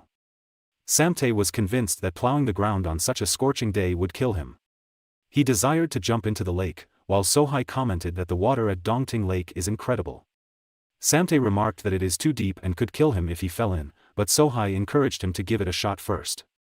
She speculated that Samtae would live because his lips appear thick enough to float, whereas Mujin orders them to stop fighting and stand up, which incensed both. Sohai questioned why she had to cultivate this property, while Samtae answered that eating what they grow is cheaper than buying from outside sources. However, Sohai suspected there was a reason for this. She claimed Dan possessed such high-level martial arts skills, while Samtae suspected Dan used to fight for a living. However, Somi indicated that Dan is a carpenter who repaired the house and constructed most of the items within. Sohai couldn't believe Dan was so strong despite only being a carpenter. Mujin thought it was silly, while Somi said that he also made the hoe. Dan advised them to cease prying into other people's pasts and inquired if they were aware of what was going on in Yuyang, which had recently become quite boisterous. Sohai said she wasn't sure, and Mujin questioned whether it was due of the incident with the Triblade faction. Somi mentioned that her friends were discussing it at school and that they had discovered something. Dan inquired as to what it was, and Somi instructed him to guess. A special pigeon messenger arrived while Sohai informs everyone that she must return to the Murim alliance. Samtae sensed something was wrong and wondered what it was. Dan advises him to investigate. Sohai had heard of the legend of the martial god, but she had not anticipated the discovery of the secret cavern and the three skies corpses. Mujin was taken aback by what Samtae stated, but he informs them that it was confirmed by Hong as well. Mujin recognized that this wasn't going to be a simple matter. He is aware that the legendary martial god is also known as the ultimate divine demon. No one knows whether he still exists after 1,000 years or if the legends were made up. Mujin stated that they needed to get going and that if the martial god existed, they could be able to receive some good stuff, while Samtae stated that this was a perfect opportunity for them. Somi mentioned that she had heard of it as well and wondered what a martial god's secret cavern was. Dan inquired as to where they claimed it was located. There were many rumors about the martial god, and he who had killed countless individuals in the Central Plain.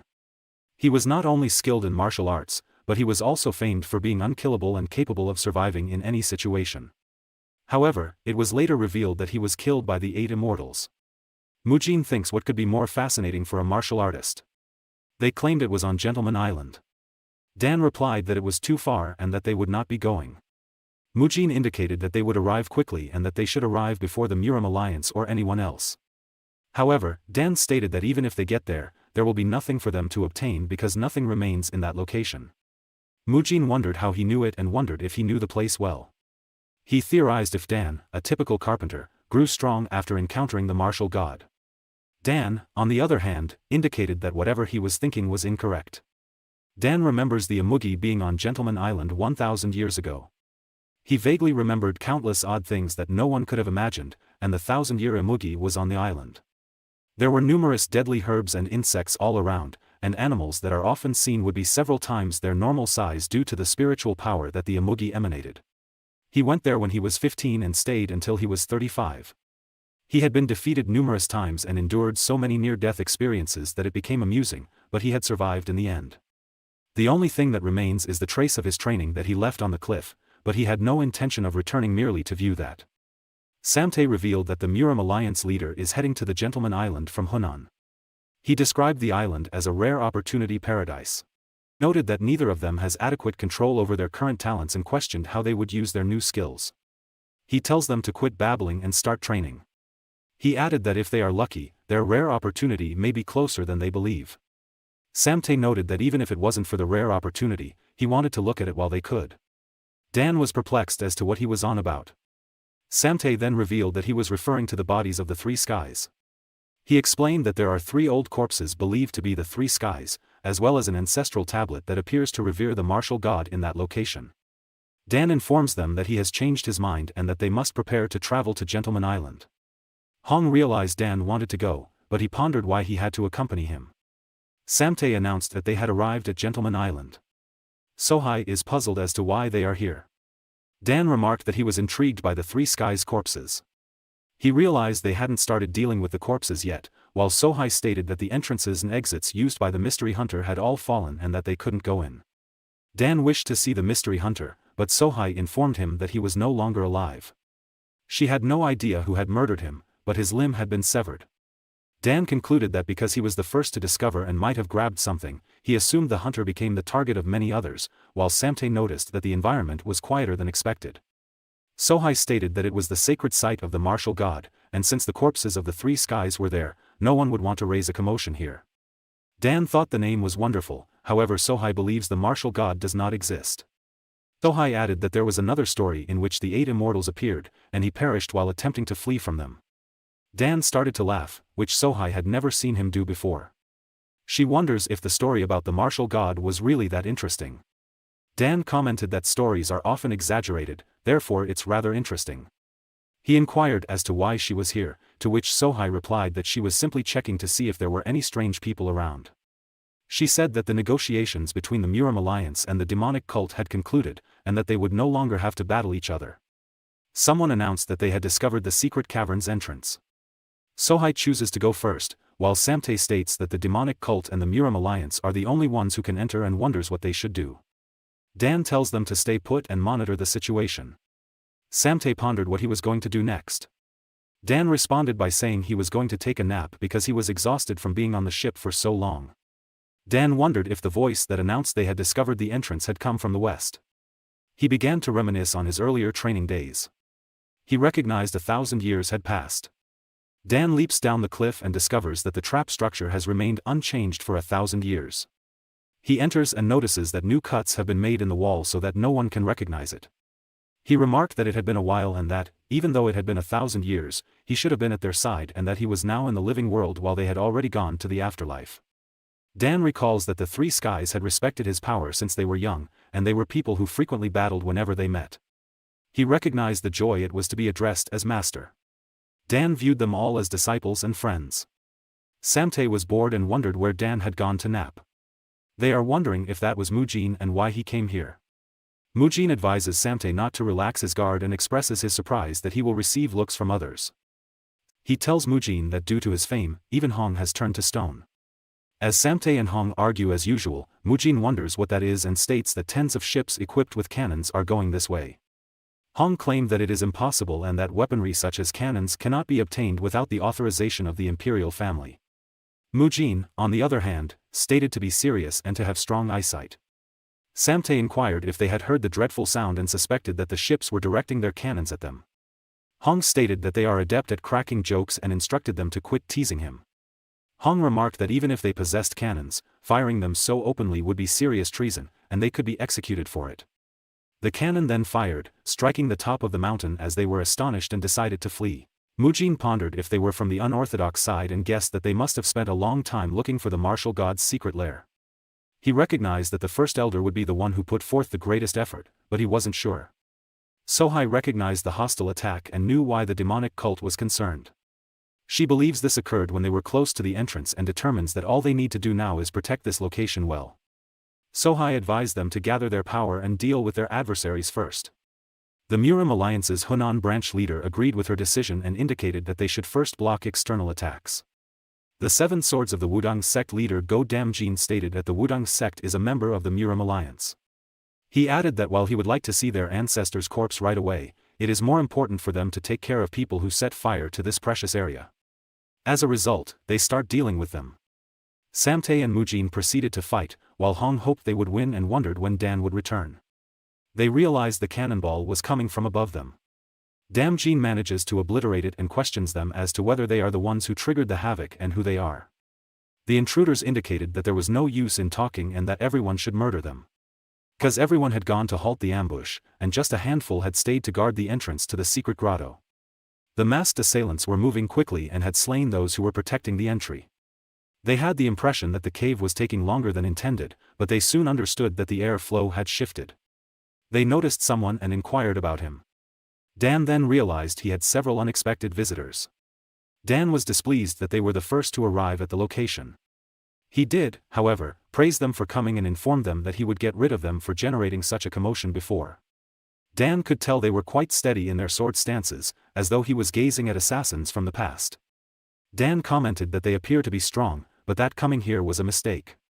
The assassins were prepared to assassinate him. Dan stated that it was a wonderful formation, possibly even better than the Shaolin. They could tell by Dan's energy that he is a martial master, but they believed that with their formation, they could take on a supreme peak martial master because those who have been trapped in this formation have never survived. As the assassin was about to assassinate Dan, he kills one of them instead. The assassin understood that one of them had already been killed in an instant with such a mysterious movement, but declared that there was an opening and charged towards Dan. He wondered if they wanted to die together and chastised them for being dumb. He claimed that if they had used their wits a bit more, they would have been able to survive for much longer. Dan found it interesting as he defeated them. He argued that simply because they have internal energy does not make them invincible. He chooses to teach them how to wield a dagger. The assassin questioned his identity as Dan killed him with his dagger. He recognized it was a signal flare that came out from the assassin. He summarizes that an unknown force ambushed the Orthodox Demonic Alliance on Gentleman Island, and they're attempting to get their hands on what's within the secret cavern while distracting them. As so, the assassins intended to fire a signal flare for those who ambushed the island to retreat, thereby alerting the others that they had achieved their goal. Dan noticed that things were becoming better for him. Sohai wondered what the sound was and where they were heading. Gu Huang, the demonic cult, recognized they had ceased attacking and retreated. Dam Jin had no idea who had brought those forces here and couldn't discover who had sent them, and those they had captured alive had all committed suicide by eating a poison pill. Someone claimed to have heard a loud noise just before they retreated, as if to warn them of something. Dam Jin advises everyone that it was a signal flare and that they should proceed to the secret cavern. Sohai noticed that the martial god's secret cavern was completely vacant. Dam Jin voiced his belief that such a simple ploy had fooled them. Huang replied that this is not the time to act like this and advised that they pursue them immediately. They told Sohai to stay put while they pursued the assassins. Sohai discovered she had been left behind by herself and claimed that things had not been going well recently. Something caught her eye, and she realized it was an ancestral tablet bearing the name Dan Woohyun. Chun was informed that they had no idea who the attackers were or who had taken the bodies of the 3 corpses. He couldn't believe that not only was Gongjin's corpse gone, but they had found no signs, or anything left behind by the martial god, and had gained nothing from this. He had put in a lot of effort and money, only to have it all go wrong in the end. Jae-gal revealed that the unorthodox factions were not behind the attack this time because they had been tracking their movements from the start. As such, he claimed that it could be an unknown or outsiders. Chun, on the other hand, suggested that it could have been from a demonic cult. They were taken aback by what he stated and questioned whether it was a scheme of the demonic cult. Chun stated that he was only speculating and that they shouldn't believe everything they see on the surface and should keep the possibility open. Jae-gal stated that he hadn't considered that since they discussed how to go with this matter with the demonic cult and that he will investigate the demonic cult as well. Namgung Chun is a member of the Namgung clan, which is reputed to be the most powerful of the 8 great clans. He is regarded as one of the most powerful figures on the Central Plain as the Sword Emperor. It is stated that no one can equal his outstanding brains and foresight. Jae-gal was relieved that Chun was the alliance leader, but lamented the fact that his term was ending. He feels that if someone fresh is elected, the Murim alliance will be in disarray. Chun remarked that the sword markings were useless and that it appeared as if someone added sword marks to the wall to conceal prior traces, and that it is hard to get any further from here. Chun thought he might be able to uncover something valuable for the limitations he was experiencing with his sword techniques and questioned who on earth had robbed him of this opportunity. Samtae was perplexed as to why Dan had summoned them to such a remote location. Mujin wondered the same thing and inquired as to what he was doing. Samtae said he is currently training and that true men have strong lower bodies. Samtae believes Dan intends to teach them even more powerful martial arts, but Mujin advises him to quit being ridiculous. They were curious, though, if Dan would be able to access the martial god's secret cavern and obtain anything beneficial for them. Dan realized they were already there and apologized for keeping them waiting. He told them to unzip the bag as Samtae was overjoyed and thought something huge had appeared. However, it was only 2 shovels.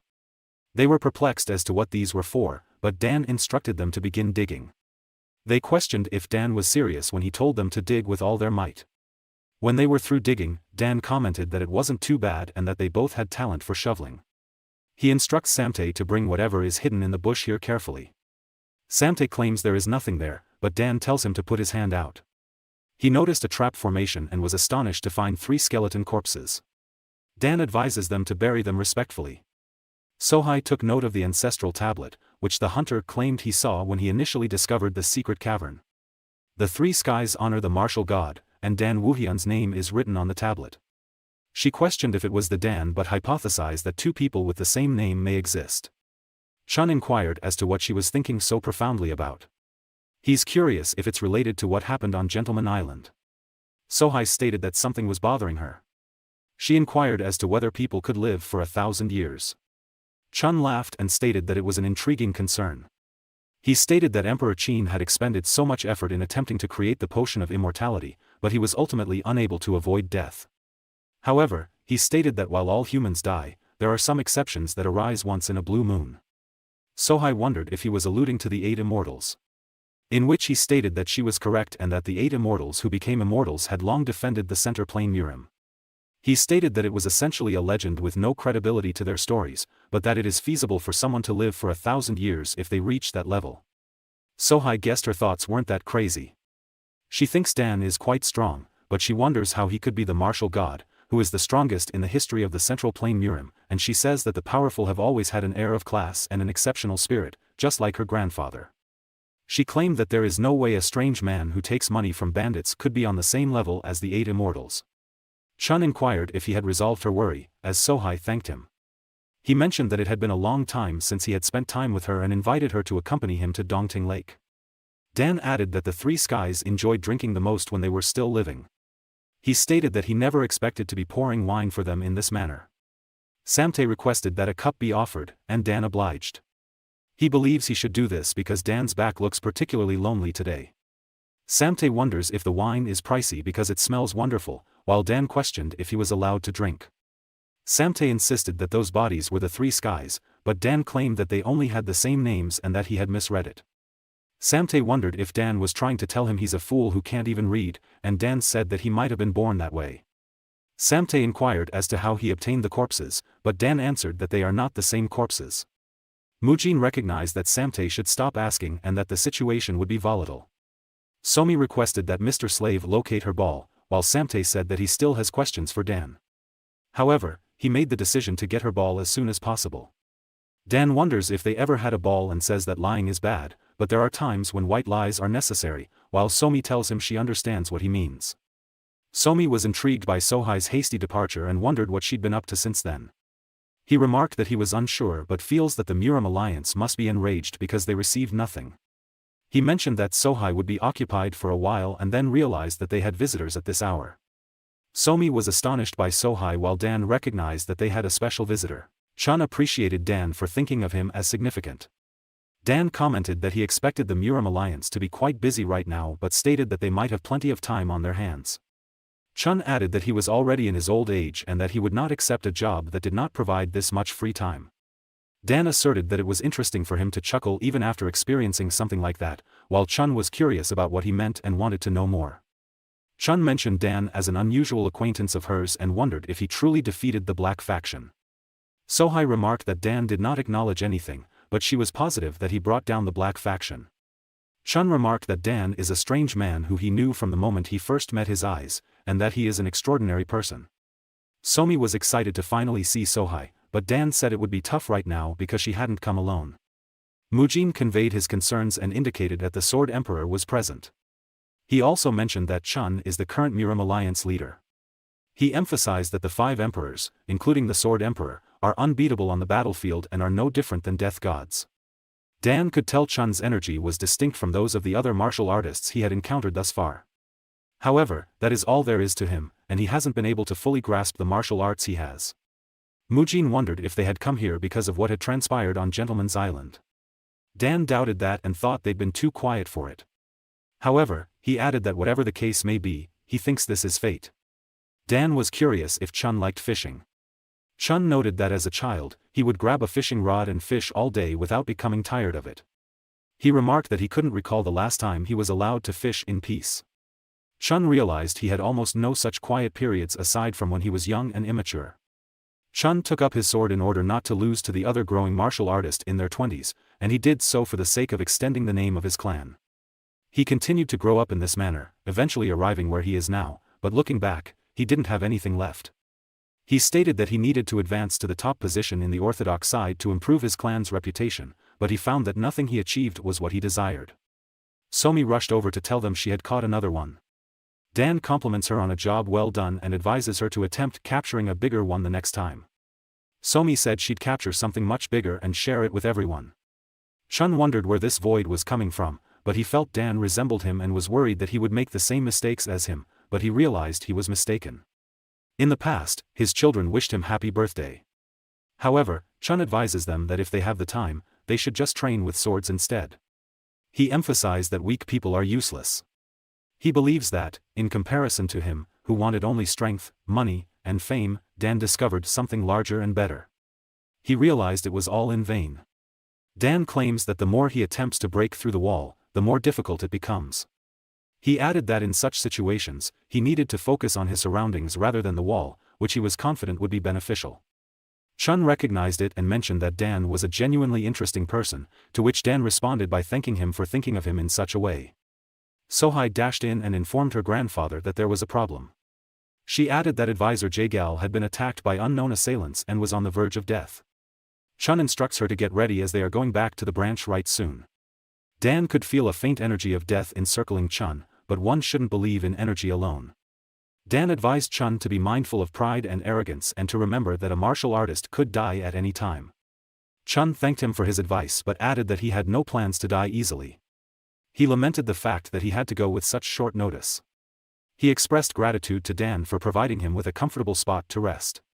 Dan tells him that if he's still alive, he can come back whenever he wants. Mujin was curious as to what had happened to them because they appeared completely pale as they collected their belongings and went. Dan responded that he didn't know either, but that it was highly urgent, but that it had nothing to do with them. Mujin added that there are speculations that a Murim sect has appeared in Yuyang. He stated that things had been a little disturbing in both Yuyang and Hunan. However, Dan maintained that he didn't know since he was too preoccupied with Somi. Mujin revealed that certain people had emerged in Yuyang, claiming to help administer the city. He believes they are considering returning to Gentleman Island to see whether there is anything beneficial there. Dan thought it was a pain in ass, and he feels that if sects or clans arose, they would start making fuss in other areas.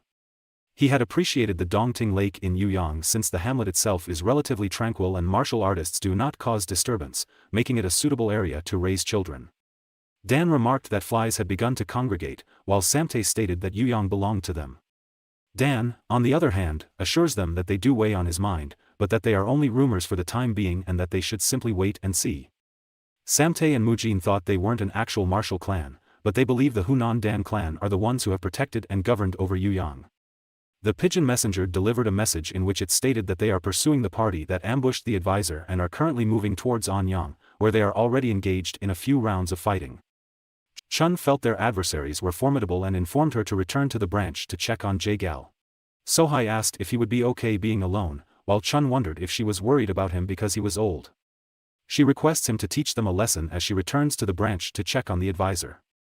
Sohai inquired at the Murim Alliance branch about advisor Jae-gal, and the servant replied that he was at the main building. Jae-gal inquired about Chun and why she was painting so intensely. Sohai wondered if he was normal, and he wondered if she was hoping he'd break a bone or something.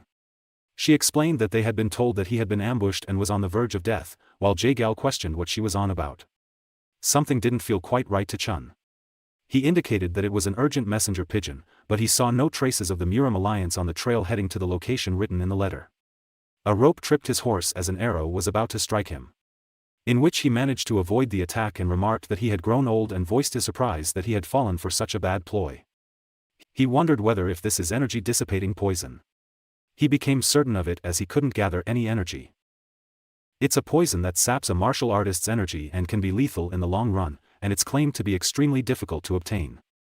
He was able to avoid the following arrows, but he realized he couldn't recover his energies and was later struck by the arrows. A voice commented on how impressive it was that the Sword Emperor refused to succumb even after his energy had been depleted. Chun recognized the voice and realized he couldn't see clearly, and his vision was fuzzy. The voice said that today was the day that this location would become the Sword Emperor's burial. Chun feels they had meticulously planned this, and that he was their target from the start. Chun indicated that he will not die easy, and that if he died here, the Murim Alliance would certainly fall apart. Dan was wondering if Somi might appreciate a boat cruise on Dongting Lake. He figures he'll need a boat then. Sohai and Jae-gal set out to find Chun. She knew they had purposefully duped her grandfather into being alone. Jae-gal knew that these were traces of battle and that something had happened here. Sohai encourages herself to stay cool and not make any quick decisions, and she believes that her grandfather cannot lose. Jae-gal stated that there are traces of explosives, and it is difficult for anyone who is not a member of the imperial family to obtain them. He discovered further traces and deduced that it was an energy-dissipating toxin. Sohai recalls that it is a poison that is particularly lethal for martial artists, and the recipe is said to have been lost for a long time. She flees quickly in search of her grandfather. Samtae informs Somi that he spent 2 days doing all of that while she insists on wanting to help. He added that he needed to give her a solid scolding this time, and that she kept attempting to help, but he wondered what she accomplished in the end. Somi wondered if Samtae was going to chastise her. Samtae recognized that disputing with her would be futile and opted to focus on finishing up, while Somi wanted to assist as well. Dan questioned why he was raising his voice towards Somi. Samtae explained that she kept getting in their way and that the boat was almost finished. Dan commented that it looked nice for something that only took 2 days to construct. Samtae was pleased to be acknowledged and wondered if he was more gifted than he realized. Mujin, on the other hand, noted that this was only feasible because he concentrated on it several times more than when he skipped sleep to do martial arts. Dan told them to start going right now. He was struck by the soothing wind and the seemingly limitless horizon of the Dongting Lake. He wonders if this is what life is all about. Dan believes that it isn't a bad thing for a martial artist to wield a sword, but because he had spilt so much blood, he didn't realize how valuable such freedom is. Somi tells him to look over there while Dan stated that the scenery is beautiful as Somi said that boat rides are so fun. They felt that they had knocked on something. Dan thought that they should meet again if he doesn't die but didn't expect to meet Namgung Chun again like this. Jae-gal was informed that they can't find any more traces at all. He knows that there are a lot of people that are after Chun, which goes for the unorthodox and demonic groups, and that there are even some orthodox groups that would benefit if they got rid of him. He expressed disbelief that they can't find anything for 1.5 months. Moyong Hakmun, the sword saint of the world's second strongest clan, revealed that what happened on Gentleman's Island was leaked to the world, and the Murim alliance is being derided. Hakmun added that they are dealing with an assassination attempt and have their hands full. He wondered if they would announce that the alliance leader had gone missing after being attacked by an unknown assailant. Hakmun stated that the Namgung clan has already dispatched reinforcements for Chun, and that settling the alliance's situation is the main priority right now. Jae-gal realized that for the time being, they needed to trust the Namgung clan.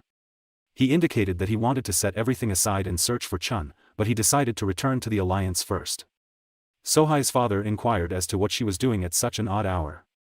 Sohai asked if her grandfather was still alive, but he answered that his father isn't the kind to die easily. Sohai recognized her father was correct, and she stated that she would do anything to find her grandfather. That concludes Season 1 of Chronicles of the Martial Gods Return. I'd like to thank everyone who has been watching since Part 1. I appreciate the support, and I promise to continue Season 2. I will be making more manhwa recaps, and I hope you will continue to support me. I look forward to seeing you again in the next recap. Be safe everyone, and I wish you a wonderful day. Goodbye.